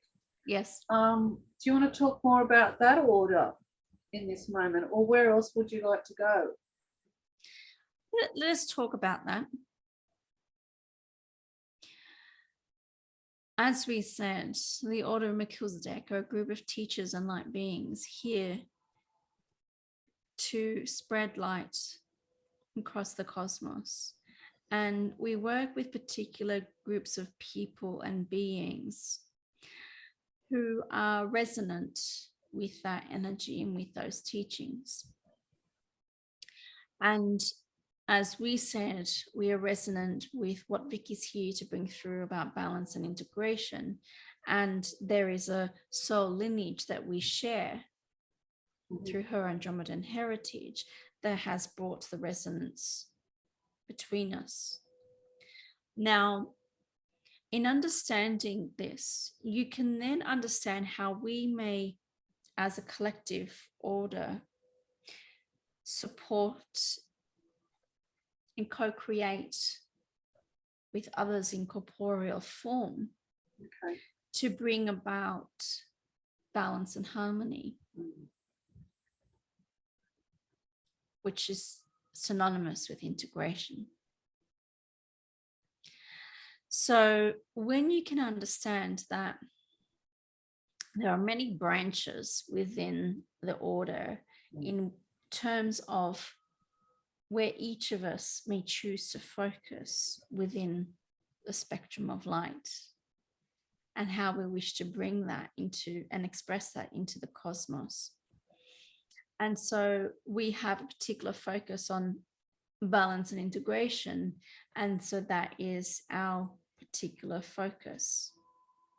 Now, it's not to say it is limited by that, but it includes that, is inclusive of that. When we work with others within the order, there is a broader tapestry of co-creation. And we can work with particular communities, such as the Esseens, but also communities elsewhere in other star systems as well. Now, we'll say that what the Esseens seeded and planted here on the earth is still bearing fruit today. And I think actually at the moment it's like really strengthening momentum and resurfacing back here strongly for us. Yes. Yes. There is a rising in the consciousness of that understanding. And let us say that this will continue to be the case. More and more will be shared. And it's not about only looking back, but it's about bringing back wisdom that was hidden and suppressed to be able to move forward into a future that fully actualizes all that was set in motion those thousands of years ago. For they held much wisdom, and they were great integrators of wisdom. Yeah. And in some ways, they were the preservers of wisdom upon your planet. For if you understand, the Order of Melchizedek was very active during the times of Lemuria and Atlantis.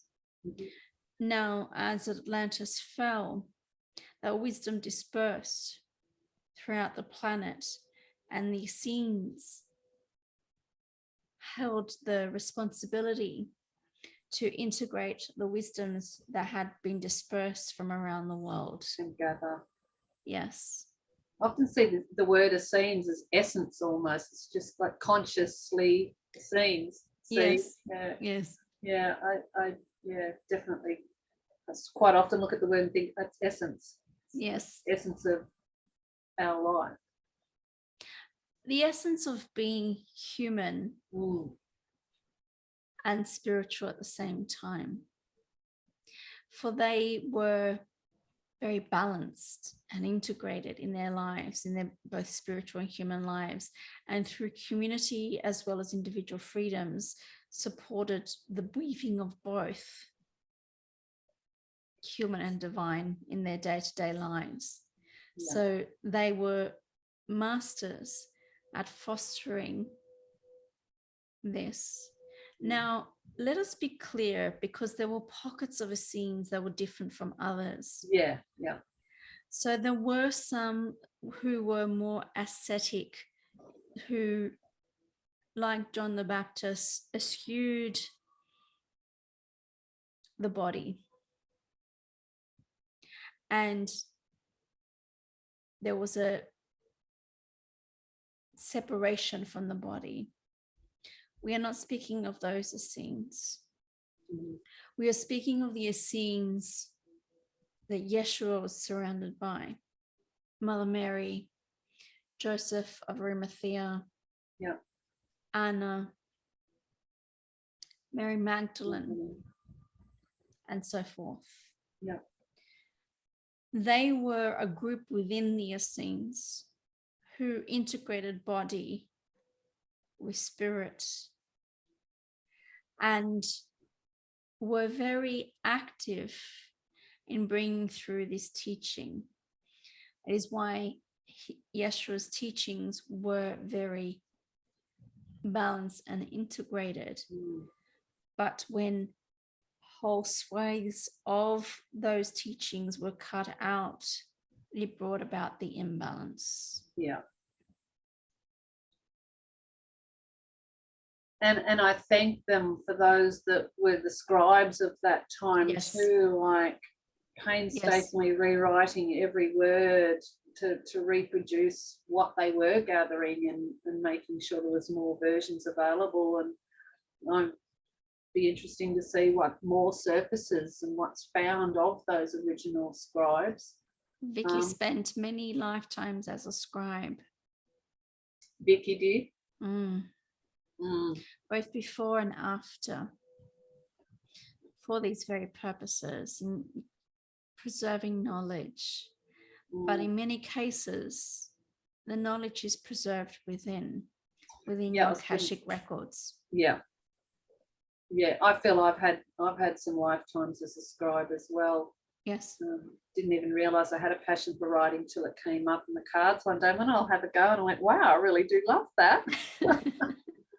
And some of the terms I might use, and I think, oh, and then I read that term like surface dwellers, and then I've now read it in a book, and I went, oh, that's the term I use. Yes. So in that case, nothing is really lost. No, it's within. Yes. So we would offer you the opportunity to ask one further question before we step back and allow your next guest. Oh, very exciting. To come through. And while we enjoy this conversation and could continue this, we know that we are not limited by time, but you are. Well, I'm going to throw one of my trick questions at you. Okay. So I use this one with my guides sometimes, and Ari, and they always have a wonderful good old giggle. So I'm going to ask you, what is the greatest question I could ask you in this moment? That is the greatest question. So in one essence, we have already answered you, for that is the greatest question. But let us go to the spirit in which you have meant it so that we can come up with a response that is richer.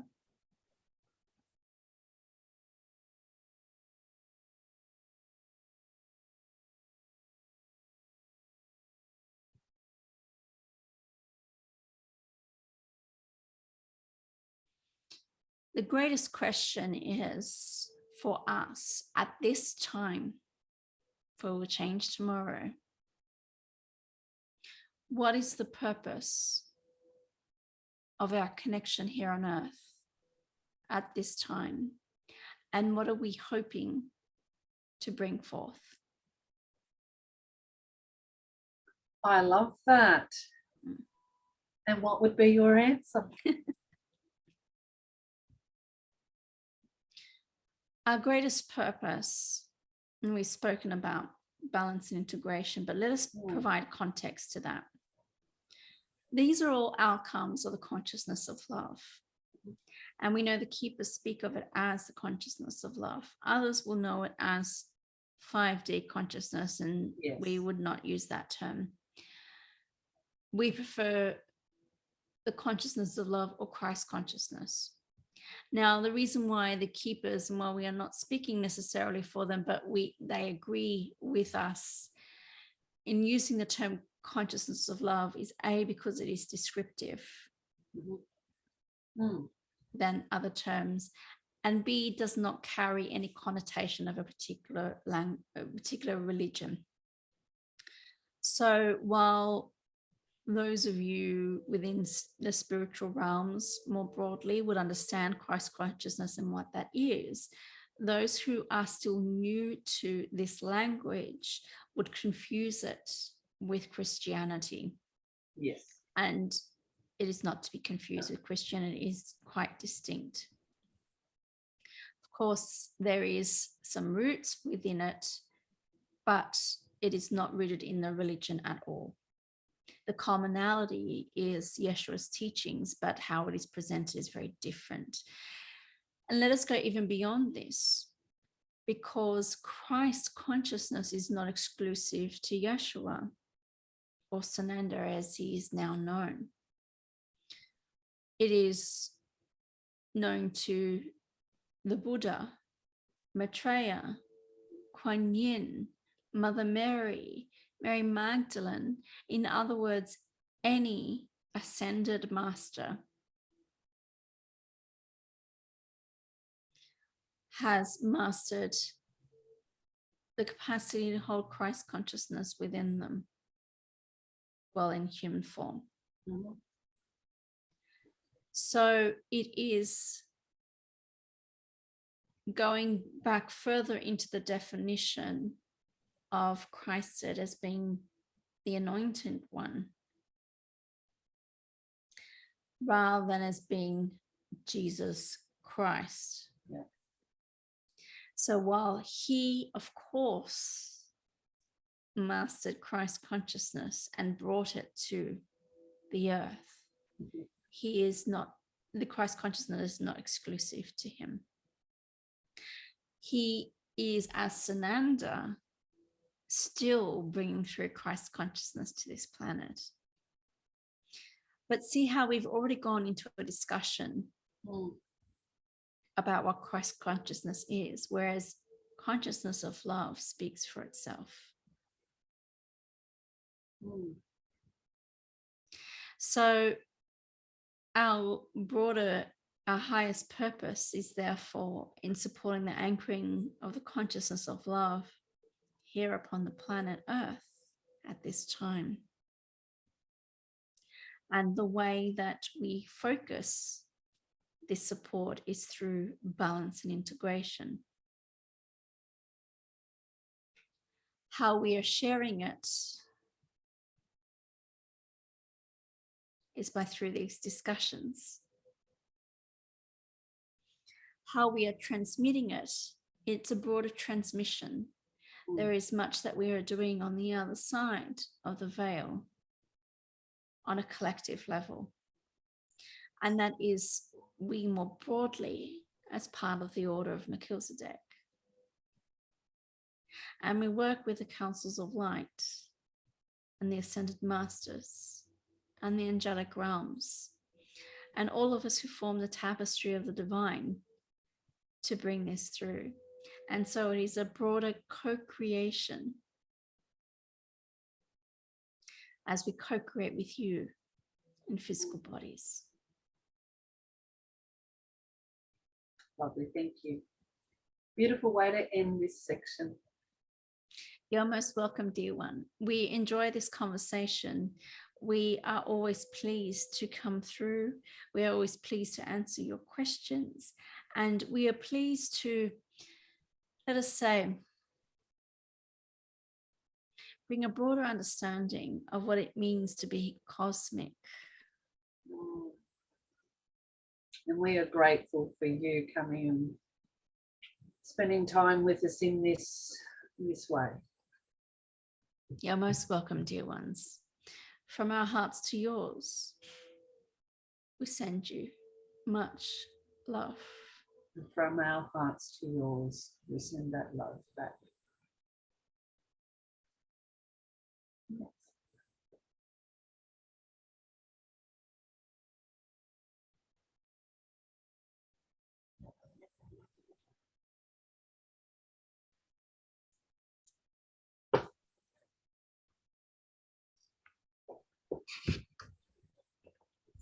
This is going to be quite a long one.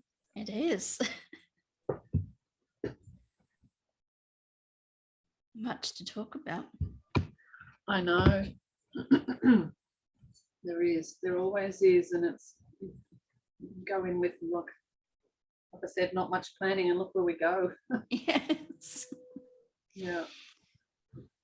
Okay. I'm going to just take a few moments to connect with Archangel Gabriel, who's beginning to come through.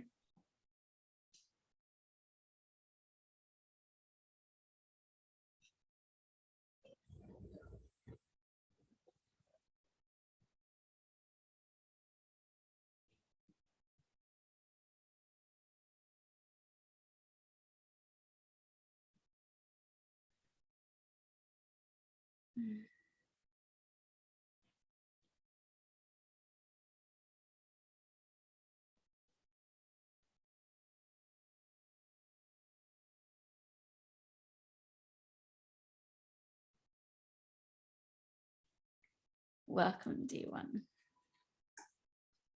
Welcome to you, Gabrielle. So exciting to have you join our conversation. I have been looking forward to this conversation and this opportunity to chat, to speak, to express, and to share. Lovely. So we have, in honor of you, added the freedom to communicate as part of the container's name, because I always feel that you are one of the true energies that helped me learn how to communicate after my awakening. Well, that's when I noticed it. You've probably been always there, but that's when I picked up that energy. So thank you so much. Would you like to introduce yourself first? Because with you, there tends to be, sometimes we pick up on a masculine energy and then sometimes on the feminine energy. That's not a common thing to happen with all the other energies that we and the beings that we communicate with. So would you like to start there, maybe? Let's. Now, if you understand masculine, feminine energy as an inward versus an outward energy, you can begin to understand that there's a different purpose in both these energies. Yeah. And in having a particular purpose, one may take on a more masculine energy, and having a different purpose, one may take on a more feminine energy, and then at other times balance both. At this time, I've come through in a balanced form. Mm-hmm. So you may take me as you receive me, for some masculine, for some feminine, for some neutral, androgynous, non-binary. So we wish to share this from the divine perspective, a loosening of ideas of gender and what gender definitions are. For gender is indeed a social construct, even though, yes, there is an outward form of your bodies that is different. So let me say, it serves me at times to express outwardly as the messenger archangel that you know me as. Now, expression is an outward energy. So it serves me to come in a masculine energy. Now, what I will say is, it is not to say that I change bodies, for I do not have a body. It is merely the expression of my energy, and it's merely the masculine portion or part of my energy being transmitted in this way. And then there are other times for other people who may receive me in a more feminine sense and see how I change to a form more feminine energy, so you can understand the difference. And there's a softening around that. There is a reason why, and let me return to balance. There is a reason why my name can be both construed as female or male. That is part of the purpose. No, I love that too, because that's, I mean, we're all trying to integrate our masculine and feminine images to find that balance point. And I think you're just a great example of that for us. Yes. And can I say that when you can move beyond the construct of gender in these more rigid roles, you may extend beyond the definitions of feminine and masculine to that inward and outer energy as being more descriptive of that. Because as soon as you say feminine and masculine, you're talking about gender roles and more traditional gender stereotypes. Now, we understand that there is a shared basis of understanding when we speak of feminine and masculine. We will not wish you to be so tied in with those ideas of what is feminine and masculine that you would give up on the opportunity to expand into more and into a greater understanding of awakening from constructs within your social structures of gender. And people sometimes are very happy to do it in other ways and are proud of their awakening process and about releasing old constructs. And yet when it comes to gender, not so much. And so you have groups of people coming through who are showing this to you. Those who are transgender, those who are non-binary, and those who have various definitions for what gender is. And so instead, if you can say, I choose to express in this way.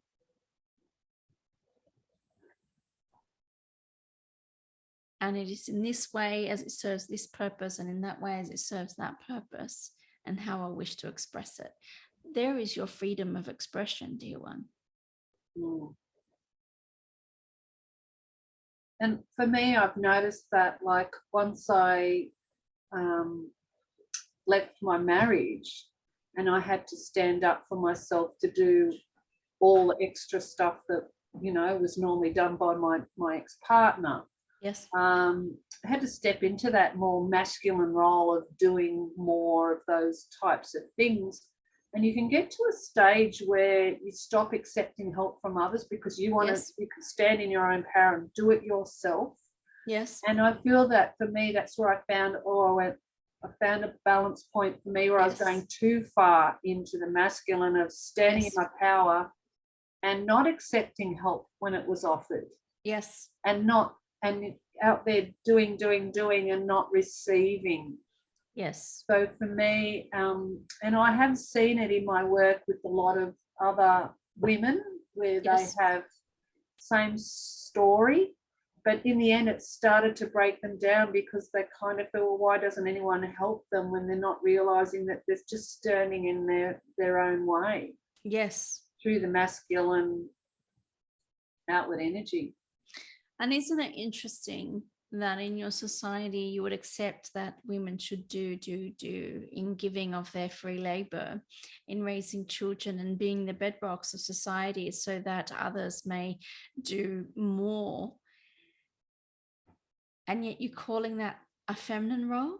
See how gender is defined very in an imbalanced way, that the doing outwardly is a masculine expression. And so in your description of you doing, that was a masculine expression, and then you were describing in a way that was imbalanced in your masculine. Yeah, it's I'm just glad that I recognized it in others so that I and help them through it. And then when it started appearing in my world, then I went, oh, hang on a minute, I'm doing that. They were your mirror. Yes. Yeah. So it was sort of almost like they gave me a lesson before it became my turn to step into that. Yes. That space of imbalance. Yes. Yeah, what we would say from our perspective is when you can let go of these definitions of how you must be for these women, as you describe them, often socialized in a way that they must be the provider of all nurturing, all care, all doing, all labor. And that is never has been a definition of womanhood except what has been imposed upon you by patriarchal structures. And we say that from our divine perspective, our higher perspective, as something artificially imposed upon you. It is not the natural way of being. For you are human beings and not human doings. And your bodies have a more feminine consciousness, for they are connected to the earth, to the consciousness of Gaia.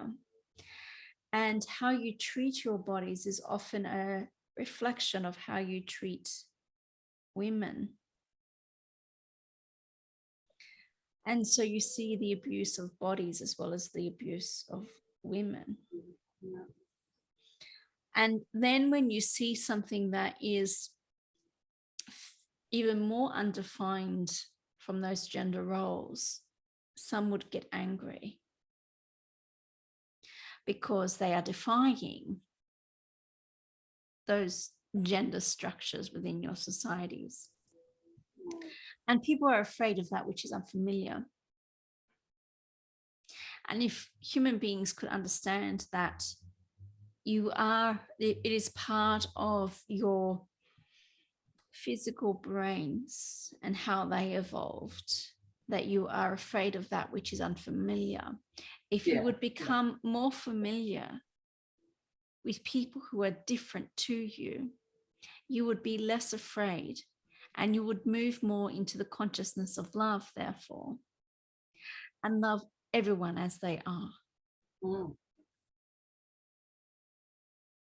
And wouldn't the world be very boring if we were all the same?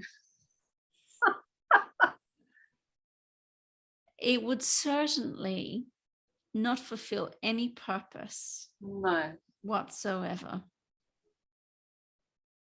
For you're here to variously and infinitely express.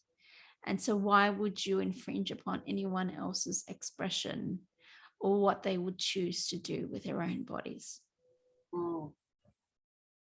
And that's the part of the revelation that I've been through in the last month, is that freedom of expression, freedom to be me, freedom to be me, freedom to be you, has become my war cry for over the last few weeks. It's like, right, that's what I'm embracing at this moment, freedom to be me. And I've been dodging starting up certain aspects of my business for years, and it's just like, no, I'm free to be me now, doing it. Yes. So it's the freedom to be you is everything. It is fundamental to all human rights. The freedom to be you. When you look at it, that is the fundamental human right, the freedom to be you. And therefore the freedom to express yourself as you will. Now, we are not saying that to express yourself in a manner that is harmful to others. No. And from my perspective, I would say the fact that anyone would have to be policed in what they say is the travesty of the human condition, that others would seek their freedom of expression to be harmful.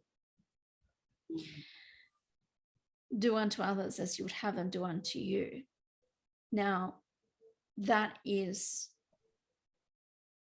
a reason for that. In other words, how would you like to be treated? You'd like to be treated with love, with compassion, with kindness, with respect. And how do you feel loved? You feel loved when you are seen for who you are. When you are heard. And accepted as you are. So to be seen, to be heard, to be accepted as you are, that is love. and you feel loved when you experience those things. Mm. So when you have anyone who infringes upon anybody else's right out of fear, not out of love, it is always out of fear when they are doing so. Yeah. And yet that fear goes beyond into a control and a violation of other people's rights. So from our broader perspective,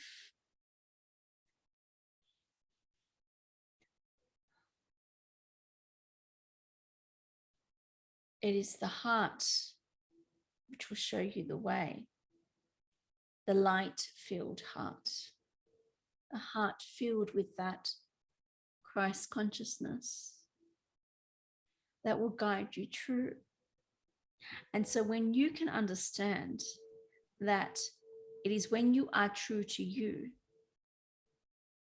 free to be you, that you can then truly let go of any conditioning, programming, socializing, wounding that takes you away from yourself. And the word self-judgment come up. We judge ourselves so harshly. And if anything, we judge ourselves harder than we would anyone else in our lives. Yes. That is certainly the case. Although for some, they are so sensitive to shame and so intolerant of shame, they would deflect all responsibility of their behavior onto others. Yeah. So you see both extremes. And you see those who would take more responsibility for their behaviors than those who refuse to. And what we would say is somebody else's right to express in their bodies should never take away from your right. So if someone is speaking harmfully, that is not a freedom of expression. You could call that a right to do harm, and that does not make sense. When does someone have a right to do harm? Now, if you could take on and move into the understanding that you want to be seen and heard and accepted as you are, so does everyone else, then you would understand that anyone else expressing that does no harm to others then does no harm to you.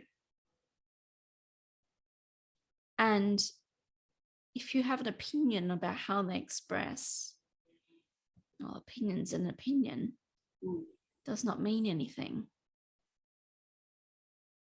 Maybe your perspective. You may even say that it is your truth, but it has no bearing on the matter. For you get to choose what you do for yourself, even as others get to choose what they wish to do for themselves.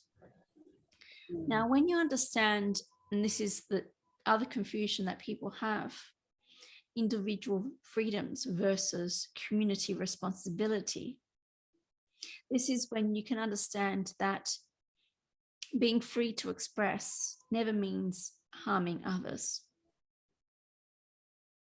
So there is a sense of community responsibility when you can look at what is in the greatest good of all and for all. And you need not get lost within that community when you have your freedom to be you.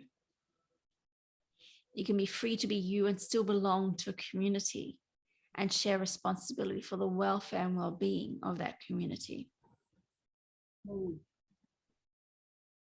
So if these two maxims are always true, This is what will support the consciousness of love in the new earth, and is what you are all moving towards. The freedom to be you and to express yourself as you are. Mm-hmm. Connected to community, where you'll share in the communal well-being of all. That is unity consciousness. Yeah. And I love that. And I think that's part of the teaching I'll be going out and doing, is what I've learnt and sharing that with others to see whether it resonates. Because it's been a huge journey. And I think there's some little nuggets of gold in there for others to go through and experience that. So I love that analogy of bringing it back to the community. Yeah. Yes. When you understand that broadly, the whole of humanity is your community. Yet you'll have the micro within the macro. So you'll have your smaller communities of people with whom you resonate with, even as you are part of a greater whole. And then humanity upon earth is part of all that is. Yes. So it's up to you how you define community. To me, community is like connection with others. Yes. In its simplest form, connection. Yes. Yes. You need to be connected to yourself to then connect to others. Yes. And you could say you've hit the nail on the head, because what happens in your socialization as you experience wounding, even as you take on ancestral wounding, it is all a drive away from yourself, your true self. When the awakening process is a return to you, what is within you, what is true to you, what is your truth. Now, your true nature is love. And you are all children of the light. That is your true nature, your true self. So when you return to you, then you are embodying love, and you may share with love with others. I think that's important. Like if we just say, look at a cheating partner or a husband sort of thing, quite often because we haven't received that love and they've gone out and cheated on you, for instance, you start to think, what's wrong with me? What did I do wrong? Yes. And you're looking at yourself, but you didn't do that. No, you didn't do that. You didn't go out and perpetrate whatever it is that might have been perpetrated. Yes. It's a reflection of them, not you. And I think that's an amazing awakening to have, when you realize, I've got to connect back to myself and realize it's not under my umbrella, it was under theirs that it was created. That is an example of taking on responsibility for another person's behaviors instead of only, let me rephrase, not only letting go of responsibility for another. For that is an example of over responsibility. For then when that is the case, when you are exhibiting a pattern of behavior where you take on more responsibility than is yours, to create balance, you will be paired with someone who takes less responsibility for their behavior. And so often they will project their behavior onto you, so for you to take responsibility for, because they would refuse to take that for themselves. It's an amazing diamond that we're working on, isn't it? So if you come into balance within yourself and take responsibility for you without taking on responsibility for others, then you can come into relationship with greater balance, where they also take responsibility for themselves. Yeah.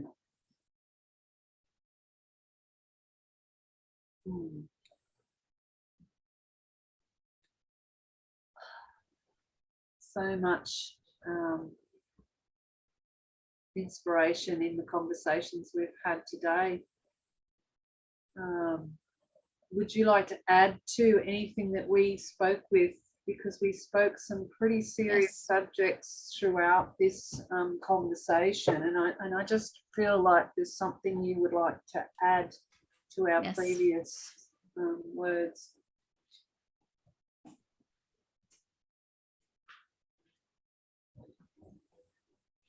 This is what I would add.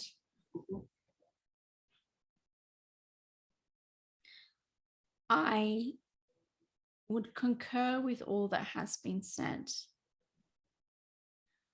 I would also share this.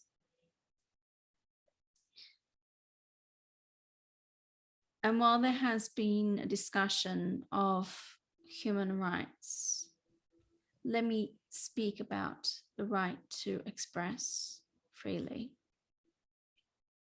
As you said, you added that in my honor. So let me speak to that.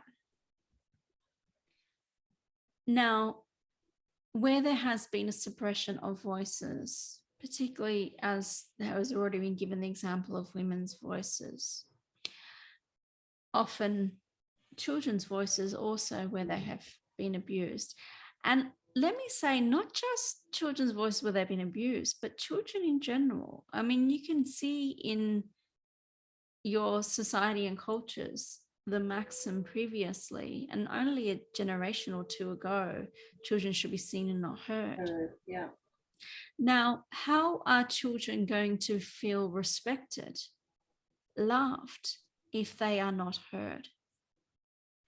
So I would say it starts from your children. As you allow them to be heard, often people would dismiss what children have to say as being childish. Well, of course they are children. And yet they have rich inner worlds that they wish to share with you. And if you shut them down at any age or stage because what they say feels unimportant to you, then what you are saying is that they are unimportant. Yeah. And that is a process of shutting down their voices and suppressing their voices. So at this point, I am going to transmit, and I am transmitting energy from my throat to yours. So you can receive a voice activation and a transmission of light through the voice. Because many of you, and looking at who will come to this content, all of you have been suppressed in some way when it comes to the voice, whether it's in this lifetime or past lifetimes, or most commonly in both. And so in that case, women have held this, particularly in the suppression of women and women's voices through the centuries. And what was previously dismissed as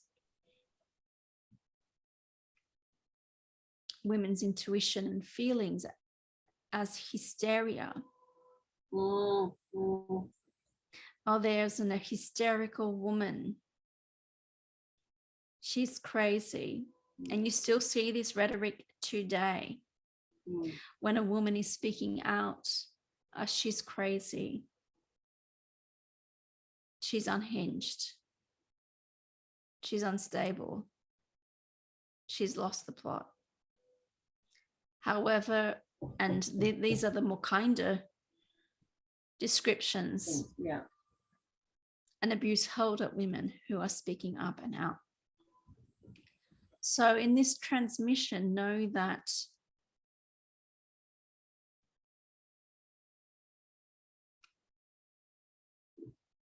you are here to reclaim your voices, even as you're here to reclaim your power. And as you reclaim your power, you reclaim your bodies. And you are free to express with it freely, with love and with consent. Share with another, as you would not wish to violate anyone else's sovereignty and autonomy, yet you wish to share with another. And that is what the expression is all about.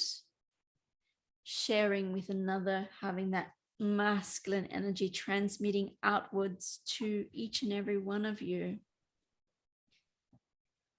As you share outwardly, it becomes a beautiful flow in and out, in and out of two people's energies or more. So you give and you receive. You give and you receive. You see that balance and flow. And this is why there are times where my energy is in the balance. We give and we receive. So I will conclude by saying, enjoy your bodies, share in your expressions, honor one another, embody your light, and share your love.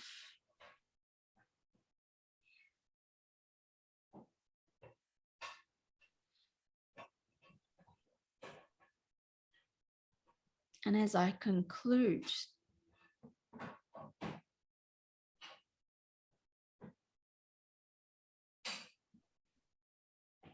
I share with you my love for you.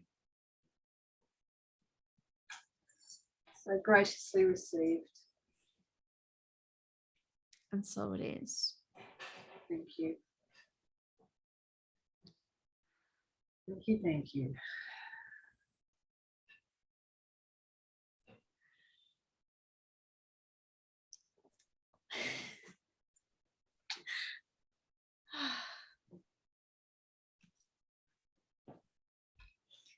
Wow, I'm going to have to listen back, I think, about 10 times for all of this. Yeah, wow. And a transmission. Yeah. Still flowing through my throat. I can certainly feel that. I could feel the energy like right through my body. Yeah. Yes. It's like, yes. Oh, I'm just going to sit in and bathe in that. Yes. Well, we should bring in the keepers to wrap us all up. I'm wondering whether we want to do this in 2 parts, but anyway, we'll see. Yeah, and to anchor.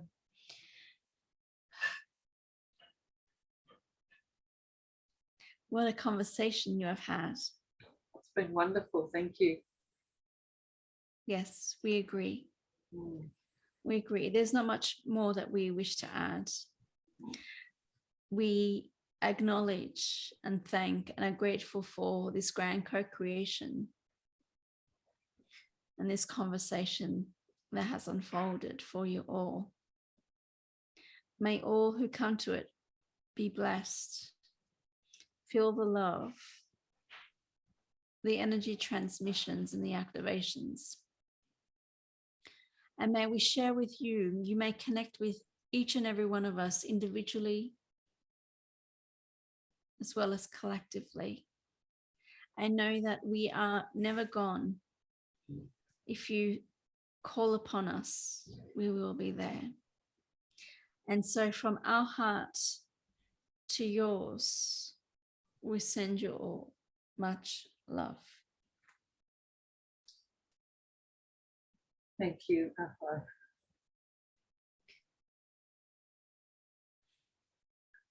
Oh, I don't normally get teary. I've been tearing all the way through most of this.